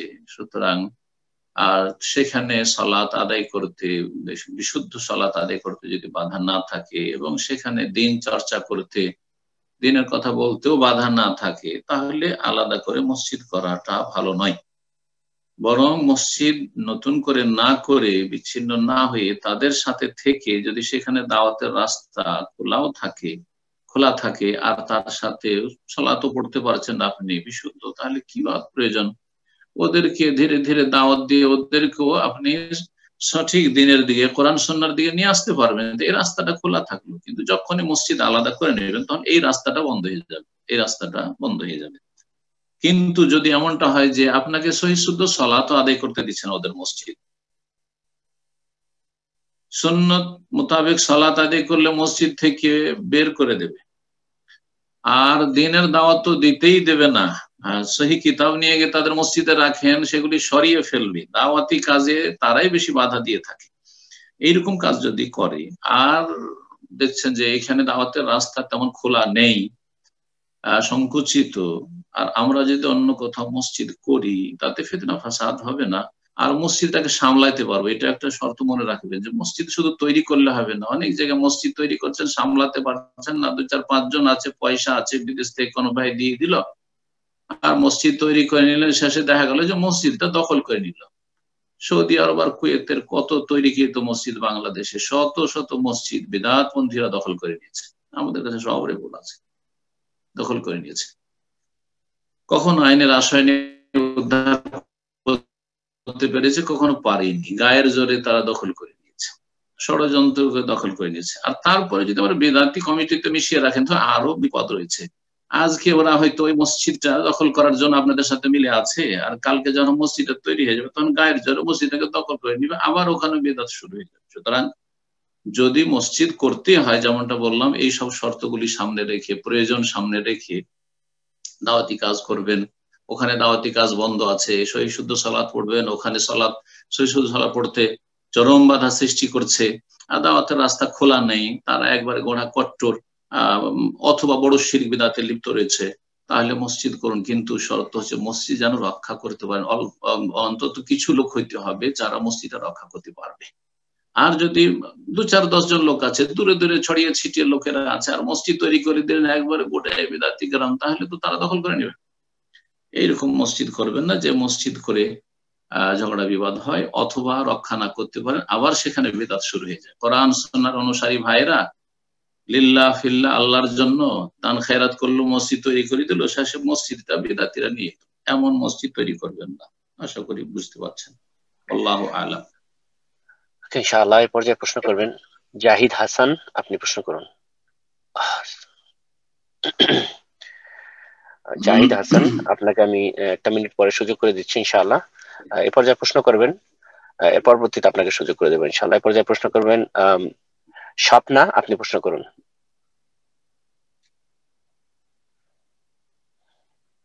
আসসালামু আলাইকুম, শাইখ বাংলাদেশ থেকে বলছি। ওয়ালাইকুম এক আসসালাম মাস ওয়া আগে রাহমাতুল্লাহি আপনার ওয়া বারাকাতুহু।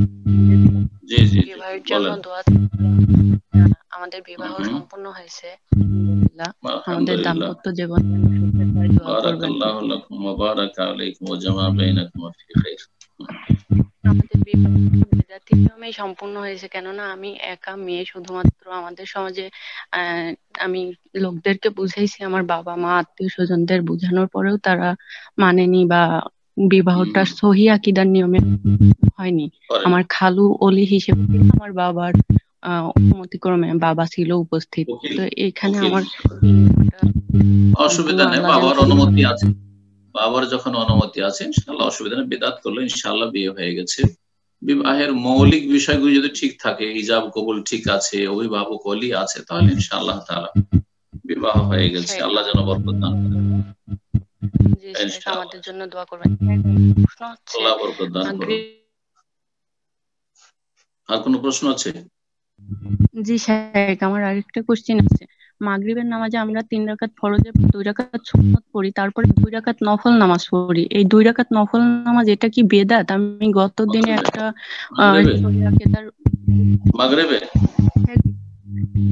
মাগরিবের 2 রাকাত নফল নামাজ যে পড়ি, এই নামাজটা কি বেদাত? আমি গত দিনে এক সহি আকীদার আলেমের বক্তব্যে শুনছি এই নামাজটা বেদাত। বসে বসে, তাও আবার বসে বসে পড়ে মনে হয়, তাই না? যা হোক, মাগরিবে 3 রাকাত ফরজ পড়বেন, আর 2 রাকাত সুন্নাতে রাতেও পড়বেন, এই 5 রাকাত। আর যদি আযান ইকামতের মাঝখানে 2 রাকাত পড়েন, তারও প্রমাণ রয়েছে। মানে মাগরিবের 3 রাকাত ফরজের আগে 2 রাকাত যদি পড়েন তো পড়া যেতে পারে, ভালো কথা, জায়েজ বা মুস্তাহাব। মাগরিবের সুন্নাত রাতে পরে আবার যে সালাত, এগুলি পড়িয়েন না, কারণ এগুলি পড়তে গিয়ে আমাদের সমাজে বা হানাফি সমাজ, বিশেষ করে হানাফি সমাজ এগুলোকে ফরজ করে নিচ্ছে। হানাফিরা কিন্তু সাধারণত ফরজ আর ওয়াজিব আর নফলে পার্থক্য বুঝে না। ওকে এর সাথে 17 রাকাত পড়তে হবে, নফল যেখানে মানে অতিরিক্ত যার ইচ্ছা হয় পড়বে, তা কোর্সে কেন দিলেন 17 রাকাত? তো যে প্রচলিত হানাফি মজহাব সেটা মূলত আসল খাঁটি হানাফি মজহাব নয়, যার ফলে এইরকম বাড়াবাড়ি গুলো বাদ দিয়ে দেন, নফলটা মানুষের ইচ্ছার উপর রেখে দেন। আর নফলের কোনো নেই, পরিমাণ নির্ধারিত নেই, লিমিটেশন নেই যে এই 2 রাকাত নফল 4 রাকাত যেদিন পড়বেন পড়েন, আপনি ফিরে আছেন খুব পড়তে থাকেন, আর না হলে পড়েন না আপনি। কিন্তু মাগরিবে এত রাকাত নফল, এশাতে এত রাকাত নফল, অমুক সালাতে এত রাকাত নফল, এগুলো তাদের বাড়াবাড়ি, এগুলো সমাজ থেকে উঠিয়ে দেওয়া উচিত, না হলে সমাজ ভুল বুঝছে। আর অনেকে এই কারণে বেনামাজি হয়ে যাচ্ছে, যখন দেখছে বোঝা অনেক ভারী তখন ফরজটাই ছেড়ে দিচ্ছে। আমি অনেকবারই এই ঘটনা বয়ান করেছি। এখানে আমাদের দামাম একজন MBBS ডাক্তার ইন্ডিয়ার, সে বলছে যে আমি ইন্ডিয়াতে কোনোদিন এশার নামাজ পড়তাম না। কেন? বলছে যে 17 রাকাতের জন্য পড়তাম না। সারাদিন ক্লান্ত এসে মৌলভী মৌলানারা শিখিয়েছে যে 17 রাকাত পড়তে, আমি পারবো না, সেজন্য 1 রাকাতও পড়তাম না। তাহলে এই বেদাতি মূর্খ মোল্লাদের কারণে এই ডাক্তারটা বেনামাজি থাকলো দীর্ঘ জীবন ধরে। যদি সৌদি আরব না আসতো তাহলে এই হেদায়েতি নসিব হইতো না। অথচ 4 রাকাত ফরজ যথেষ্ট আদায় করলে, 2 রাকাত সুন্নতে রাতে বা করতে পারলে ভালো, না করলেও আল্লাহ ধরবেন না। 1 রাকাত বেতর যথেষ্ট, বেতর সুন্নতে মুআক্কাদা অবশ্যই পড়ে না উচিত, কিন্তু সেটা তাও ফরজের মর্যাদা নয়। তাহলে 7 রাকাত যেখানে যথেষ্ট হচ্ছে, এই হানাফিরা 17 রাকাত কোত্থেকে দিল? যার ফলে এই নফল টফল গুলো বাদ দেন, নফল গুলো পড়বেন আপনি ইচ্ছা মতো পড়তে থাকেন, কিন্তু সেটা গণনাতে নিয়ে আসেন না যে এত রাকাত নফল। আশা করি বিষয়টি বুঝতে পারছেন। আল্লাহ যেন বুঝার এবং আমলের সংশোধনের তৌফিক দান করেন। আমিন। তো ইনশাআল্লাহ এরপর যা প্রশ্ন করবেন জাহিদ হাসান, আপনি প্রশ্ন করুন। আসসালামু আলাইকুম শায়েখ। ওয়ালাইকুম আসসালাম ওয়া রাহমাতুল্লাহি ওয়া বারাকাতুহু। আমি বাংলাদেশ থেকে বলছি।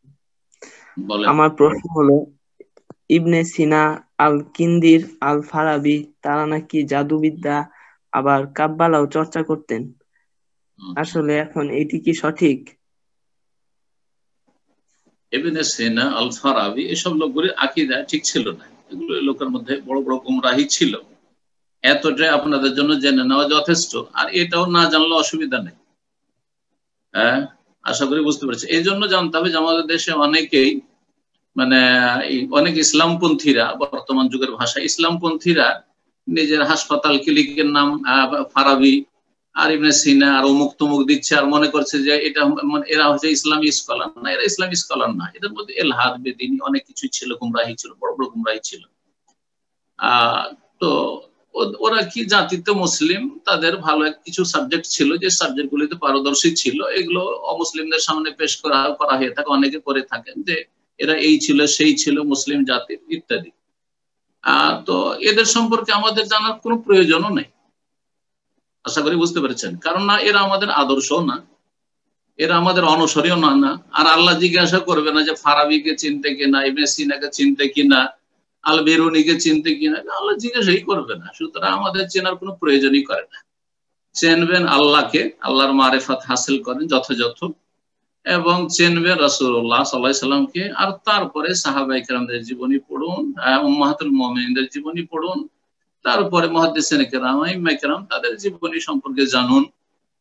এগুলি আপনাদের কাজে আসবে। আর দিন শিখুন, কেমন করে আল্লাহর ইবাদতবন্দি করবেন, আর কেমন করে হালাল হারাম জানবেন, আর তারপরে মেনে চলবেন, তাকওয়া কেমন করে অর্জন করবেন, আল্লাহর কাছাকাছি কেমন করে হবেন, এগুলি জানেন। আল্লাহ যেন আমাদের জন্য যেগুলি উপকারী সেগুলি জানার এবং মানার তৌফিক দান করেন, আর যেগুলি আমাদের জন্য অপকারী অথবা কোনো লাভ নাই সেগুলি অসার কথা কাজ, এই অসার কথা কাজ থেকে আল্লাহ যেন বাঁচিয়ে রাখেন। আমিন। এরপর যা প্রশ্ন করবেন উম্মে মার্জিয়া, আপনি প্রশ্ন করুন। আসসালামু আলাইকুম। ওয়ালাইকুম আসসালাম ওয়া রাহমাতুল্লাহি ওয়া বারাকাতুহু। জি বলেন। সম্মানিত শায়েখ, আমি বাংলাদেশ থেকে বলছি। আচ্ছা আচ্ছা, মাশাআল্লাহ, বলেন।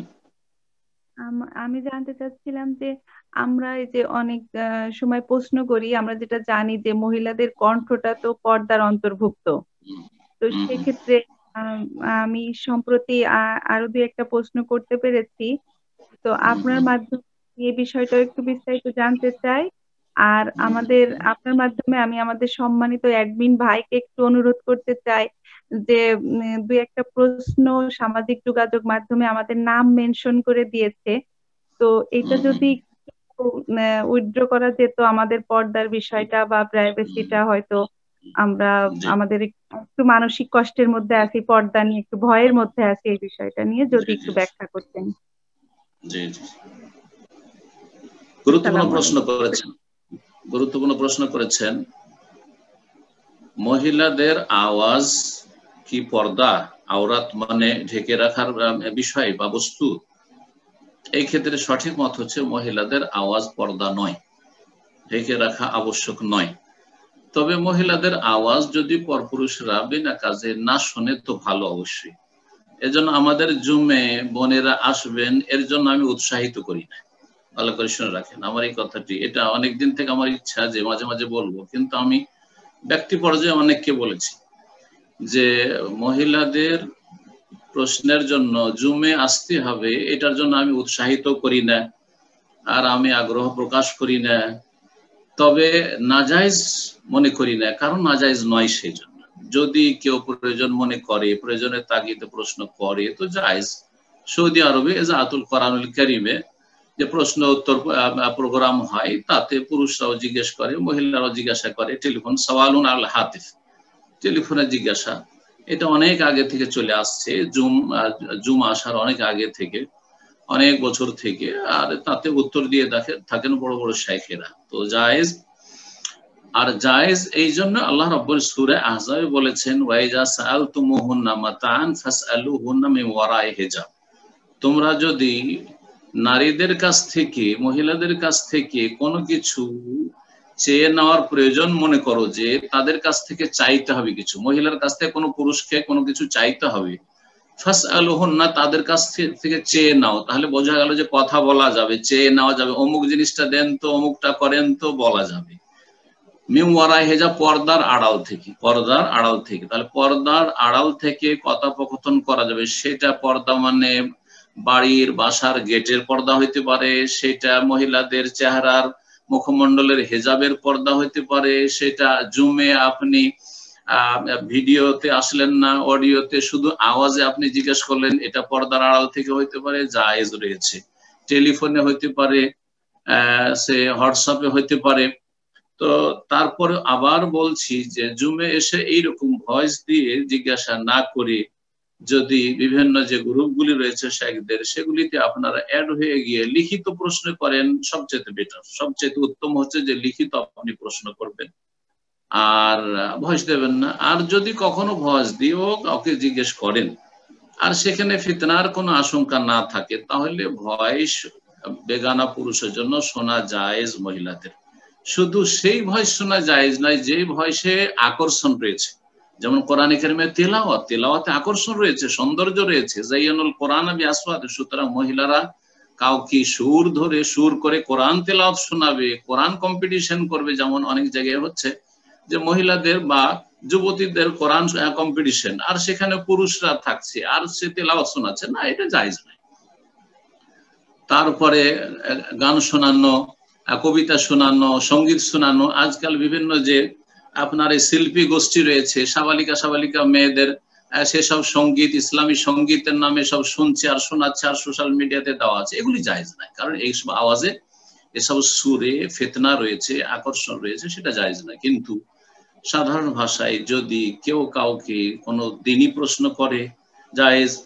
অথবা কেনাকাটার ক্ষেত্রে আপনি দোকানপাটে গিয়ে কেনাকাটা করেন, না ভাই এটার দাম কি, এটা কত, কম করতে পারবেন, জায়েজ আছে। সাহাবায়ে কেরামদের যুগে নবী সাল্লাল্লাহু আলাইহি ওয়াসাল্লামের সাহাবিয়াতগণ মহিলারা কেনা বেচা করতেন, সুতরাং বিক্রি করতে পারে, বিক্রি করলে কাস্টমারের সাথে কথা বলতে হবে, কিনলে দোকানদারের সাথে কথা বলতে হবে, সব জায়েজ রয়েছে। আশা করি বিষয়টি বুঝতে পেরেছেন। আবার বলছি সংক্ষেপে যে জুমে বোনেরা আসবেন আর এসে এই ভয়েসে প্রশ্ন করবেন, এটা শারআন জায়েজ হলেও আমি তার জন্য উৎসাহিত করি না। এতে না এসে যদি অন্যভাবে প্রশ্ন করে নেন আপনারা, যেটা লিখিত আকারে হলে সবচাইতে ভালো, অথবা পার্সোনাল সবাই, ভয়েসটা অনেকে আছেন এতে শুনলো না, পার্সোনাল কোনো একজন শুনলো শেখ, তাকে জিজ্ঞেস করে নিলেন, যে কোন শেখ হতে পারে, সেখানে ফিতনার যদি আশঙ্কা না থাকে তো ভয়েস দিয়ে জিজ্ঞাসা করা যায়, সেটা করতে পারেন। আর যদি কেউ একান্ত জুমে আসে আর প্রশ্ন করে, আর ভাইয়েরা যারা পরিচালনা করছেন এই জুম প্রোগ্রাম, তারা যদি এলাও করেন তো শারআন জায়েজ আছে। সুতরাং আমাকে জিজ্ঞাসা করলে আমি উত্তর দেব, কিন্তু আমি এর জন্য আবার বলছি উৎসাহিত করি না। আল্লাহু আ'লাম। জি, জাযাকাল্লাহ খাইরান শেখ। বোন মনে হয় আরেকটা বিষয় জানতে চাইছিলেন, নাম মেনশন করার বিষয়টা। আপনারা যে প্রশ্নগুলো আপলোড করছেন তাতে যে ভয়েস বা নাম মেনশন করা হয়েছে, তো সেই ভয়েসগুলো বা মহিলাদের যেগুলো আছে সেগুলো যদি কেটে দেওয়া সম্ভব হয় তাহলে কেটে দেবেন নেক্সট টাইম থেকে, কমপক্ষে যে তাদের প্রশ্নগুলি দেওয়ার কোনো প্রয়োজন নেই। অথবা নামটা যে আছে সেটা যদি সেটা সেখান থেকে মুছে দেওয়া সম্ভব হয় তাহলে করবেন, যেটা ভালো মনে হয় আপনারা এই বিষয়টি নিয়ে চিন্তা করে দেখবেন। আল্লাহু আ'লাম। জাযাকুমুল্লাহ। বারাকাল্লাহু ফিকুম। তো ইনশাআল্লাহ এই পর্যায়ে প্রশ্ন করবেন ডালিম শেখ, আপনি প্রশ্ন করুন।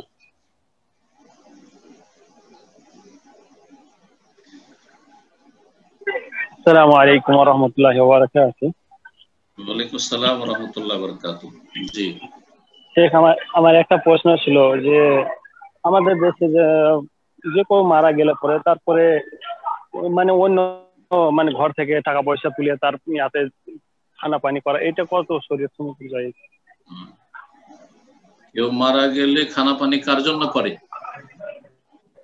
মৃত ব্যক্তির নামে, মানে নামে মানে ওকে অনেকে পৌঁছানোর জন্য? মানে মৃত ব্যক্তির পরিবারের জন্য, মানে সব বাইরে থেকে লোকজন আসে তাদের জন্য পাড়া প্রতিবেশী থেকে টাকা পয়সা তুলিয়ে, মানে তার পরিবার থেকে না, অন্য পরিবার মানে পাড়ার প্রতিবেশীদের বাড়ি থেকে টাকা পয়সা তুলিয়ে খানা পানি করে, এটা কতটুকু শরীয়ত সম্মত? খানা পানি করে মেহমান গুলো এসেছে খাওয়াইতে হবে এই জন্য না, সে ভোজ করে খাওয়ায়, সেটা ইসালে সব জন্য, নেকির জন্য। হ্যাঁ, ইসালে সব যদি হয়তো জায়েজ নয়, যদি মনে করে যে খানা পানি ভোজ করব মৃতের নামে, তো মৃতকে নেকি পৌঁছাবো সবরে সানি, তাহলে বেদাত। বাইরে থেকে যে সমস্ত বাইরে থেকে লোকজন আছে তাদের জন্য। হ্যাঁ, বাইরে থেকে যেদিন মারা গেছে সেই দিন লোকজন এসেছে, হয়তো দূর থেকে যারা এসেছে তারা তো তাড়াতাড়ি যেতে, কাছের যারা আছে তারা চলে যাওয়া উচিত। খাওয়ার জন্য বসে থাকা তাদের মোটেই উচিত নয়, বরং তারা খাবার বেঁধে নিয়ে আসবে, এটা হচ্ছে সুন্নাত। আর এই ইন্তেকালের পর থেকে নিয়ে 3 দিন পর্যন্ত যদি তারা চুলা না জ্বালায় তাহলে গ্রামবাসী তারা খাবার দাবার তাদের বাড়ি পাকশাক করে দেবে অথবা হোটেল থেকে কিনে দেবে, এগুলো যদি করে কোনো দোষের বিষয় নয়। দূরের মেহমানগুলো আসলো, তাদের খাওয়া দাওয়ার ব্যবস্থা করলো, তাদেরকে নিজের বাড়িতে নিয়ে চলে গেল অথবা তাদের বাড়িতে খাবার দাবার এনে দিল, সেটা যেভাবে দিক না কেন, এক এক জায়গায় এক এক রকম, সেটা আপোষের চাঁদা টাদা করে দিক অথবা নিজের বাড়ি থেকে পাকশাক করে এনে দিক, যেভাবে দিক কোনো অসুবিধা নাই এতে। কিন্তু যেমনটা বললাম, আবার বলছি, যদি সেটা মাইয়াতকে নেকি পৌঁছানোর জন্য ভোজ করা হয় তাহলে সেটি বিদআত এবং সেটি হচ্ছে বিজাতির হিন্দুদের কুসংস্কার, হিন্দুদের কাজ, রীতিনীতি, যেটা ইসলামে জায়েজ নয়। জি জাযাকাল্লাহু খাইরান। তো ইনশাআল্লাহ এই পর্যায়ে প্রশ্ন করবেন শেখ আসগর আলী, আপনি প্রশ্ন করুন।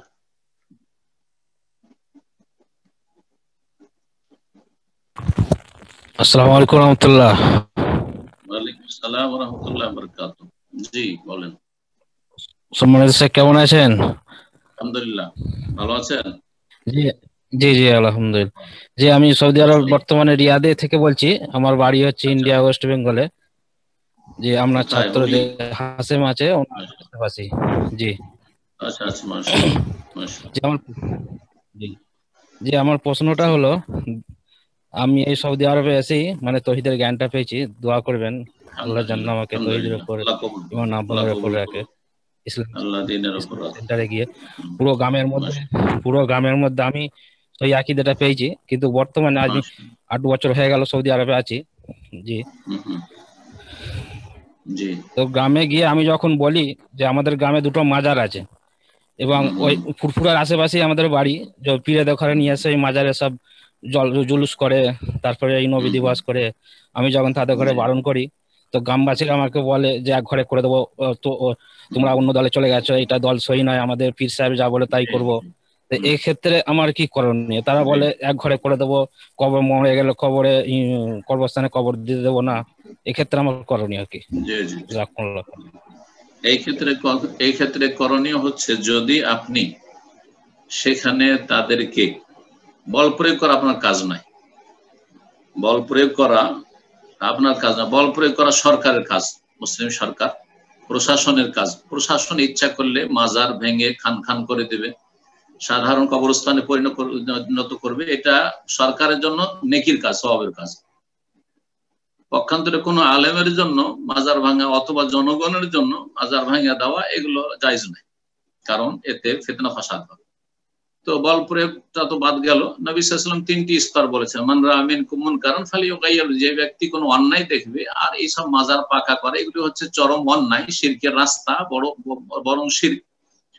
তো ফালিয়ুগাইয়ির বিয়াদিহি, বল প্রয়োগ করবে সরকার। ফাইনলাম ইয়াস্তাতি, জনগণ পারবে না, আলেমরা পারবে না বল প্রয়োগ করতে, সুতরাং ফাবিলিসানি, কথার দ্বারা তাদের উপদেশ দেবে যে এগুলি করিয়েন না, এগুলি করা ঠিক না। যদি এটাও সম্ভব না হয়, যেমনটা বললেন যে আমি এরকম কিছু বুঝাইলে তারা আমাকে বলে যে এক ঘরে করে দেবো, আমাকে ধমক দেয় বা শাসানি দেয়, এইরকম যদি হয়, তারা আপনার উপর জুলম অত্যাচার করে, জুলমের শিকার হওয়ার আশঙ্কা রয়েছে, তাহলে তৃতীয় স্তর হচ্ছে ফাবি কালবি, অন্তর থেকে ঘৃণা করে প্রতিবাদ করুন। আপনি তাদের ওরস খরসে যাবেন না, তাদের মেলা ঠেলায় যাবেন না, তাদের মাজারের সেই সব ধুমধামে যাবেন না, তাদের ওই বিদাতি মজলিসে, মিলাদে, অমুক তমুক এগুলোতে যাবেন না। আপনি যদি এসব বর্জন করে অন্তরে ঘৃণা করে প্রতিবাদ করে সেই সমাজে থাকেন, আর থাকা জরুরি মনে করছেন, তাহলে থাকেন। বরং আপনার এর চাইতে ভালো হবে যেখানে আপনি হক কথা বলতে পারছেন না, হকটা পালনও করতে পারছেন না, আপনি কমজোর, সেখান থেকে হিজরত করবেন। সেখান থেকে অন্য এমন কোন এলাকায় হিজরত করবেন যেখানে সহি আকীদার অনুসারী মুসলিমরা বসবাস করে, যাদের আকীদাতে শিরক নেই, বিদআত নেই, যারা সহি শুদ্ধ ইসলাম পালনে সহযোগিতা করবে, তারা বিরোধিতা করবে না, সেই এলাকায় বসবাস করবেন। দেশের ভিতরেই কোথাও হিজরত করার চেষ্টা করবেন, মসজিদের পাশে বাড়ি করবেন। দ্বীনী ভাই যেখানে রয়েছে, যারা সহযোগিতা করবে এলেম শিখার ক্ষেত্রে, আমল করার ক্ষেত্রে, তাওহীদ সুন্নতের ক্ষেত্রে, শিরক বিদআত মুক্ত থাকার ক্ষেত্রে, তাকওয়ার ক্ষেত্রে, আল্লাহ ভীরুতার ক্ষেত্রে, তাদের পাশে বাস করবেন। আল্লাহ রহমত নাজিল হবে এবং স্বাধীনভাবে আপনার দিনটা পালন করতে পারবেন। আল্লাহ যেন তৌফিক দান করেন। জি, আমিন। এরপর যে প্রশ্ন করবেন মোহাম্মদ হোসেন মাস্টার, আপনি প্রশ্ন করুন।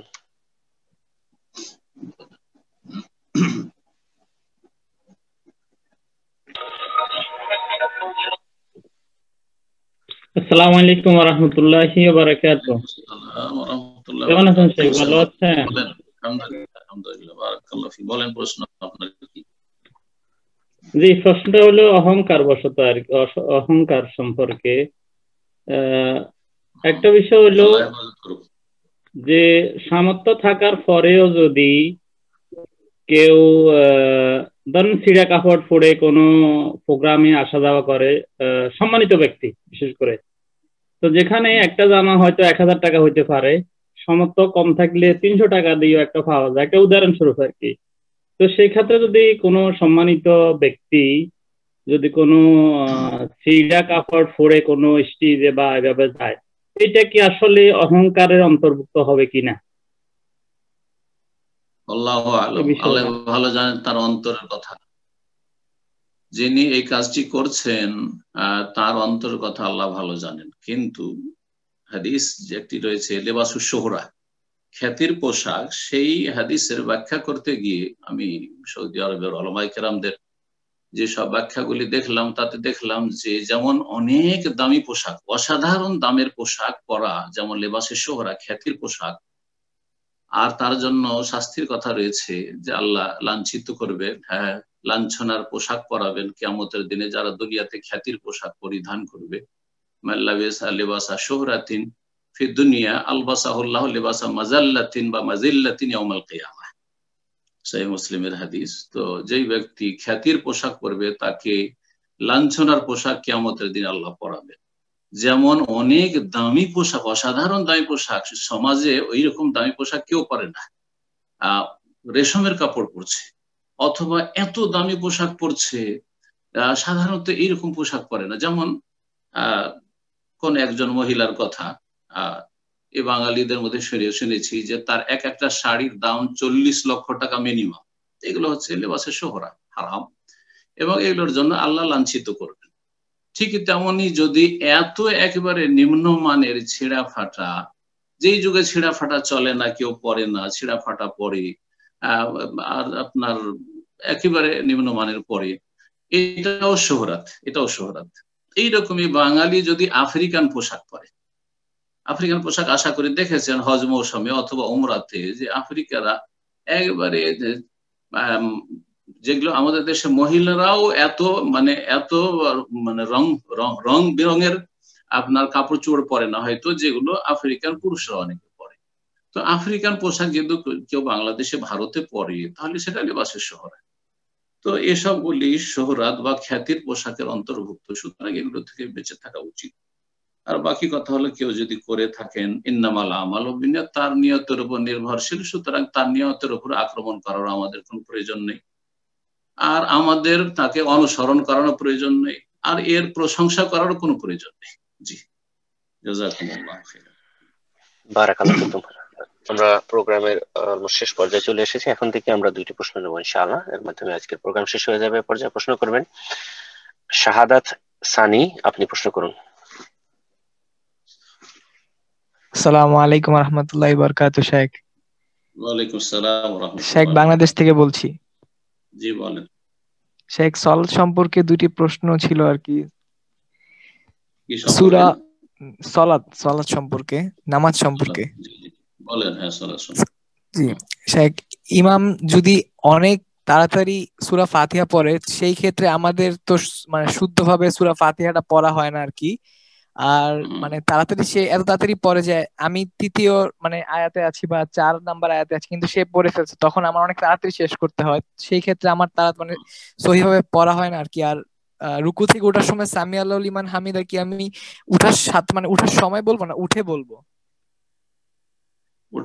উঠার সাথে সাথে বলবেন সামি আল্লাহু লিমান হামিদা। আপনি সঠিক হচ্ছে যে মুক্তাদিরা শুধু রব্বানা ওয়া লাকাল হামদ বলবে, ইমাম বলবে সামি আল্লাহু লিমান হামিদা রব্বানা ওয়া লাকাল হামদ, আর মুক্তাদিরা রব্বানা ওয়া লাকাল হামদ বলবে। এটি হচ্ছে ইমাম আহমদ বিন হাম্বলের ফতোয়া, আর এটির উপরে আমল আছে সৌদি আরবে। এটাকে আমরা শক্তিশালী মনে করি। পক্ষান্তরে ইমাম শাফিঈর মত, যেটা অনেক আহলে হাদিসরা তাদের সালাতের কিতাবগুলিতে লিখেছেন যে ইমাম মুক্তাদি উভয় সামি আল্লাহু লিমান হামিদা রব্বানা ওয়া লাকাল হামদ বলবে, কিন্তু সেটা আমরা অত শক্তিশালী মনে করি না। আল্লাহু আ'লাম। আশা করি বিষয়টি বুঝতে পারছেন। বাকি কথা হলো ইমাম যদি তাড়াহুড়া করে সালাত আদায় করে, তাকে নাসিহা করে উপদেশ দেবেন যে আপনি এত তাড়াতাড়ি সালাত পড়িয়েন না, আমাদের কষ্ট হচ্ছে বা আমরা পেরে উঠছি না আপনার সাথে, কারণ অন্যায় কাজ করছে, আর অন্যায় কাজের জন্য নসিহত করে উপদেশ দিতে হবে। ইমাম হলো তাকে বুঝাবার চেষ্টা করবেন যারা মুক্তাদি রয়েছেন। আর আপনার জন্য সূরা ফাতিহা পড়ে নেওয়া যথেষ্ট। তিনি সূরা ফাতিহার পরে আরেক সূরা পড়তে থাক, আপনি সূরা ফাতিহা পড়ে নিন, আপনি সূরা ফাতিহা পড়ে নিন। বাই চান্স যদি দেখা যায় যে সূরা ফাতিহা তৃতীয় চতুর্থ রাকাতে যেখানে শুধু ইমাম সূরা ফাতিহা পড়ছে, সূরা ফাতিহা পড়ে রুকুতে চলে গেল, আপনার অর্ধেক সূরা ফাতিহা হলো না, আপনার সালাত হয়ে যাবে। এই ক্ষেত্রে ওলামারা বলেছেন যে ইয়াতাহাম্মালু হাল ইমাম, ইমাম এই দায়িত্ব বহন করে নেবে, যেহেতু সে পড়ার সুযোগ দেয়নি, সুতরাং এই দায়িত্ব ইমাম বহন করে নেবে, আপনার কোনো যায় আসে না। আপনি তার পিছনে পেছনে অনুকরণ করে রুকুতে চলে যাবেন, বিলম্ব করে সূরা ফাতিহা কমপ্লিট করবেন না। তবে ধরেন 2-4-5 সেকেন্ডে হয়ে যাবে, অসুবিধা নেই, তাড়াতাড়ি করে আপনিও পড়েন। যে ইমাম এত এক্সপ্রেস, তার সাথে আপনিও একটু তাড়াতাড়ি পড়ার চেষ্টা করবেন, যাতে করে আপনার এমনটা না হয় যে ওর 7 আয়াত হয়ে যাচ্ছে আর আপনার 3 আয়াত হচ্ছে না, এমনটা না হয়। আর যেমনটা বললাম যে ইমামকে একটু বুঝাবার চেষ্টা করবেন, নসিহত করবেন। জি, জাযাকাল্লাহু খাইরান। শেখ, তো সর্বশেষ প্রশ্ন নিচ্ছে ইনশাআল্লাহ, এরপরে আপনি ইনশাআল্লাহ প্রোগ্রাম শেষ করে দেবেন। তো এই পর্যায়ে প্রশ্ন করবেন আয়েশা খাতুন, আপনি প্রশ্ন করুন। আসসালামু আলাইকুম রহমতুল্লাহ। ওয়ালাইকুম আসসালাম ওয়া রাহমাতুল্লাহি ওয়া বারাকাতুহু। জি বলেন। আলহামদুলিল্লাহ। জি ভাই, আমি জানতে চাচ্ছি যে আমার আব্বা কিছুদিন আগে ব্রেন স্ট্রোক করেছে, তো উনি হসপিটালে শুয়ে উনি ভোরবেলার দিকে ইনশাআল্লাহ জি ভোরবেলার দিকে উনি হসপিটালে স্বপ্ন দেখেছেন যে একটা কবরের ভিতরে সুন্দর সাদা কাপড় মানে কাফন বিছানো, এবং উপরে সাদা কাফন বিছানো, এবং ভিতরে কোনো লাশ নেই। হ্যাঁ, তো এইটার মানেটা কি? আর এখন প্রায় দেখছেন যে মানে মরা মানুষরা তাকে সবসময় দেখা করতে আসছে আর কি। তো আপনি যদি একটু বলতেন যে উনি জানতে চাচ্ছেন যে এটার অর্থটা কি, যদি একটু বলেন আর কি ইনশাআল্লাহ। আমি স্বপ্নের তাবির করার যোগ্যতা রাখি না, আর আমি স্বপ্নের তাবির করি না। আমি নিজের স্বপ্নটা চেষ্টা করি যে আমার স্বপ্নের কি হতে পারে। বাকি কথা হলো যে স্বপ্নের পিছনে এত বেশি পড়তে হয়। আমি বারবারই বলি, যারা এই স্বপ্ন সম্পর্কে জিজ্ঞেস করে, অনেকে ইদানিং স্বপ্ন সম্পর্কে জিজ্ঞাসা করে থাকে, স্বপ্নের পিছনে পড়তে নিষেধ করি। স্বপ্নের অনুসরণ করবেন না, না হলে বিভ্রান্তির শিকার হবেন। দেখছেন বেশ কিছু বক্তা যারা স্বপ্নের ধর্মের দিকে চলে গেছে, স্বপ্নের পিছনে পড়েছে, ওরা কিন্তু গুমরাহির শিকার হয়েছে। একসময় কিছু ভালো কথা বলতো, গুমরাহির শিকার হয়ে গেছে। যার ফলে উপদেশ দেব আপনাদেরকে যে বেশি বেশি স্বপ্নের পিছনে ছুটবেন না, এটা একটা পিচ্ছল রাস্তা যেখানে পদস্খলন করতে পারে। বাকি কথা হলো যে আপনার আব্বা অসুস্থ অবস্থায় আছেন, আল্লাহ যেন শিফা দান করেন এবং আল্লাহ নেক হায়াত দান করেন। যখন মৃত্যু হবে যেন আল্লাহ ইমানের অবস্থায় আল্লাহ যেন ভালো মৃত্যু দান করেন। আর এই স্বপ্নগুলি দেখছেন হতে পারে আল্লাহর পক্ষ থেকে, মালাইকার পক্ষ থেকে, এটা স্মরণ করিয়ে দেওয়া মওতকে, কবরকে। আর মানুষ যখন এইরকম মানে অসুস্থ হয়ে যায় তখন মরণটা স্মরণ আসে, সবার স্মরণ আসে, ভালো এমনকি খারাপ লোকেরও স্মরণ আসে যে আমি আর বাঁচবো না হয়তো। যখন মানুষ যেটা চিন্তা করে ওই রকম স্বপ্নগুলো দেখে থাকে। এখন হয়তো ওনার কবর কথা চিন্তা হচ্ছে, মরণের কথা চিন্তা হচ্ছে, তখন উনি দেখছেন যে কবর দেখছেন, কবরে কাফন দেখছেন, অথবা মৃত ব্যক্তিদেরকে দেখছেন, এটাও হইতে পারে। কারণ স্বপ্ন যে 3 রকমের, তার একটা হচ্ছে আদগাস আহলাম, জি হ্যাঁ, যে স্বপ্নগুলি সারাদিন খেয়াল করে সেইগুলি দেখে, সারাদিন যে কথাগুলি ঘোরাফেরা করে সেই কথাগুলি রাত্রে দেখে। কোনো ছেলে যদি কোনো মেয়ে সম্পর্কে একটু মানে তার একটু সেদিকে ঝোঁক হয়, বা কোনো একটা মেয়ের কোনো ছেলের দিকে যদি ঝোঁক হয়, আকৃষ্ট হয়, তাহলে ওকেই দেখে। দিনে তার কথা চিন্তা করলে রাত্রে তাকে স্বপ্ন দেখে, এরকমটা হয়ে থাকে। তো হতে পারে আপনার আব্বার এরকম হতে পারে। আবার বলবো না যে তার ইন্তেকালের সময় কাছে এসছে, এটাও বলতে পারবো না, আল্লাহু আলাম, আল্লাহ ভালো জানেন। কিন্তু বলবো যে আল্লাহ যতদিন রাখবেন ইমানের অবস্থায় রাখেন এবং 5 ওয়াক্ত সালাত পড়াবার চেষ্টা করবেন, শেষ অবস্থাটা যথাসাধ্য ভালো করার চেষ্টা করবেন এবং বেশি বেশি জিকির আজকার করতে বলবেন, লা ইলাহা ইল্লাল্লাহ পড়তে বলবেন। আর যে কোনো সময় আমাদের মওত আসতে পারে। সুস্থ মানুষ সাথে সাথে এক্ষুনি হয়তো মারা যাচ্ছে, আর অসুস্থ মানুষ দীর্ঘদিন থেকে যাচ্ছে। এই জন্য অসুস্থ আছেন বলে যে তাড়াতাড়ি মারা যাবেন এটাও বলা যাবে না। আবার আমরা যারা সুস্থ আছি তারাও যে অনেক সময় বেঁচে যাব এটাও কিছু বলা যাবে না। আল্লাহ রাব্বুল আলামিন ভালো জানেন যে ওমা তাদরি নাফসুন বিআইয়িন তামুত, কোন ব্যক্তি জানে না যে কোথায় মৃত্যু হবে আর কখন তার মৃত্যু হবে। আল্লাহ যেন আমাদের মৃত্যুটা ভালো করেন এবং সবাইকে মরতে হবে। আল্লাহ আমাদের যেন ভালো মওত দান করেন, নেক হায়াত দান করেন এবং লা ইলাহা ইল্লাল্লাহ তাওহীদের উপর আল্লাহ যেন আমাদেরকে মওত দান করেন। জি, জাযাকাল্লাহ খায়ের শেখ। আমি একটা বিষয় একটু জানতে চাচ্ছিলাম, যেটা আমার সাথে যেহেতু আমাদের প্রোগ্রামের সাথে একটু সম্পর্কিত, যদি শেষ করার আগে সংক্ষিপ্ত আকারে একটা বিষয় বলতেন। অনেক ব্রাদার সিস্টাররা আছেন যারা অনেক সময় আমাদেরকে, যারা আমরা হয়তো প্রোগ্রামটা পরিচালনা করছি, আমাদেরকে প্রশ্ন করে বা মেসেজ করে থাকেন। বিশেষ করে একটা বিষয় যে বিভিন্ন টিভি প্রোগ্রাম আছে, টিভি চ্যানেল আছে বাংলাদেশে, যেমন আপনার এনটিভি বা এরকম অনেক টিভি চ্যানেল আছে, যে চ্যানেলগুলোতে দেখা গেল 2-1টি ভালো প্রোগ্রাম তারা পরিচালনা করে থাকেন, যেমন কোরআন শিক্ষার আসর বা এই ধরনের করে থাকেন। এই যে প্রোগ্রাম গুলার সম্পর্কে আমাকে অনুরোধ করা হয় যেন আমাদের যে গ্রুপ আছে তাতে আমরা শেয়ার করি, এটার অ্যাডভার্টাইজমেন্ট করা, যাতে তারা সেখানে অ্যাটেন্ড করতে পারেন। তো সেখানে কাছে আমার প্রশ্ন যে যে টিভি চ্যানেল গুলোতে অন্যান্য বিষয়গুলো চলছে, ফায়সা সবকিছু, এই জায়গায় আমরা এটা কি করতে পারি কিনা, আমাদের করণীয় কি, আমরা করতে পারবো কিনা? জাযাকাল্লাহ খাইরান। যে সমস্ত প্রচলিত টিভিগুলি চলছে মুসলিম দেশে, তাদের আজকাল ইসলামটা কেমন যে সকালবেলা একটু কোরআন তেলাওয়াত করে নাও, আর তারপর সারাদিন সমস্ত রকমের পাপ চলতে আছে, অশ্লীলতা ছড়াতে আছে সারা বিশ্বে, আর প্রতিটি ঘরে ঘরে অশ্লীলতা পৌঁছে দিচ্ছে। আর তারপরে সন্ধ্যাবেলা আবার কিছু দুআ জিকির আজকার কিছু ইসলামিক আলোচনা করে দিল অথবা কোরআন শুনিয়ে দিল। এইরকম টিভিগুলির প্রচার করা, এগুলিকে হাইলাইট করা আর এগুলি সম্পর্কে মানুষকে জানানো কোনো নেকির কাজ নাই। দেখেন, কোরআন তেলাওয়াত শুধু নাজাত দেবে না, কোরআন তেলাওয়াত যারা কবরে রাত দিন সেজদা করছে তারা কোরআন তেলাওয়াত আমাদের চাইতে কম করে না। তাদের মাঝে কোরআনের হাফেজ আমাদের চাইতে কম নেই। কিন্তু এই কোরআনের হাফেজ হয়ে লাভটাই কি? যেই কোরআনে কারিমে আল্লাহ বলছেন ইন্নাল্লাহা লা ইয়াগফিরু আন ইউশরাকা বিহি, শিরক করে মারা গেলে আল্লাহ কখনো মাফ করবেন না। ইন্নাহু মান ইউশরিক বিল্লাহি ফাকাদ হারামাল্লাহু আলাইহিল জান্নাহ, যারা শিরক করে মারা যাবে আল্লাহ তার জন্য জান্নাতকে হারাম করেছেন এবং জাহান্নামকে অবধারিত করেছেন। আল্লাহ বলছেন যে ওয়ালাউ আশরাকু লাহাবিতা আনহুম মা কানু ইয়ামালুন, শিরক করলে অতীতের সমস্ত আমল ধ্বংস হয়ে যায়। মাজার পূজা চলতে আছে, রাত দিন কোরআন তেলাওয়াত করছে, লক্ষ লক্ষ তাদের হাফেজ আছে। একটা মাজারকে বলেন তো যে মাজারটা ভাঙবো, অনুমতি দেবে? আরে সরকার ভাঙতে চাইলে সরকারকে উৎখাত করে দেবে। আল্লাহুল মুস্তাআন। সুতরাং এই রকম টিভি গুলিতে শুধু সামান্য কিছু ধরেন 10% 20% কিছু ভালো আছে, এটা তো বেশি বললাম না, এই 2% আছে হয়তো ভালো আছে, বাকি সব পাপ আর পাপ, অশ্লীলতা। আর সেগুলির প্রচার যে আমাদের এই কোরআনের প্রোগ্রাম হয় তো এই হয়, বাচ্চাদের কোরআন শিক্ষা দেওয়া হয়, না না এইসব জায়েজ নয়, সব জায়েজ নয়। এইসব টিভি প্রচার প্রসার করা কোনো নেকির কাজ নয়, বরং জায়েজ নয়। আল্লাহ তাআলা। জি, জাযাকাল্লাহ। বারাকাল্লাহু ফিকুম শেখ। তো ইনশাআল্লাহ শেষ করে দেন আজকে। আমাদের আলোচনা প্রশ্নোত্তর পর্ব এখানে শেষ হলো। আল্লাহ রাব্বুল আলামিন যেন আমাদের নেক আমলগুলি কবুল করেন, আর অনিচ্ছাকৃত কোনো কিছু যদি ভুল হয়ে যায় তো আল্লাহ যেন মাফ করে দেন, এবং আল্লাহ আমাদের সবাইকে যেন সংশোধন হওয়ার এবং সংশোধন করে রাখার, সংশোধন করে থাকার তৌফিক দান করেন। আল্লাহ যেন ইসলাহের জীবন আমাদেরকে দান করেন, তওবার জীবন দান করেন, ইস্তিগফারের জীবন দান করেন, আল্লাহ অভিমুখী আমাদেরকে করেন, আখিরাতমুখী করেন। দুনিয়ার যে সব প্রয়োজন রয়েছে আল্লাহ যেন সহজে আমাদের মিটিয়ে দেন, এবং দুনিয়ার সমস্ত রকমের বালা মুসিবত, পরীক্ষা থেকে, ফিতনা থেকে আল্লাহ যেন আমাদের সকলকে বাঁচিয়ে রাখেন।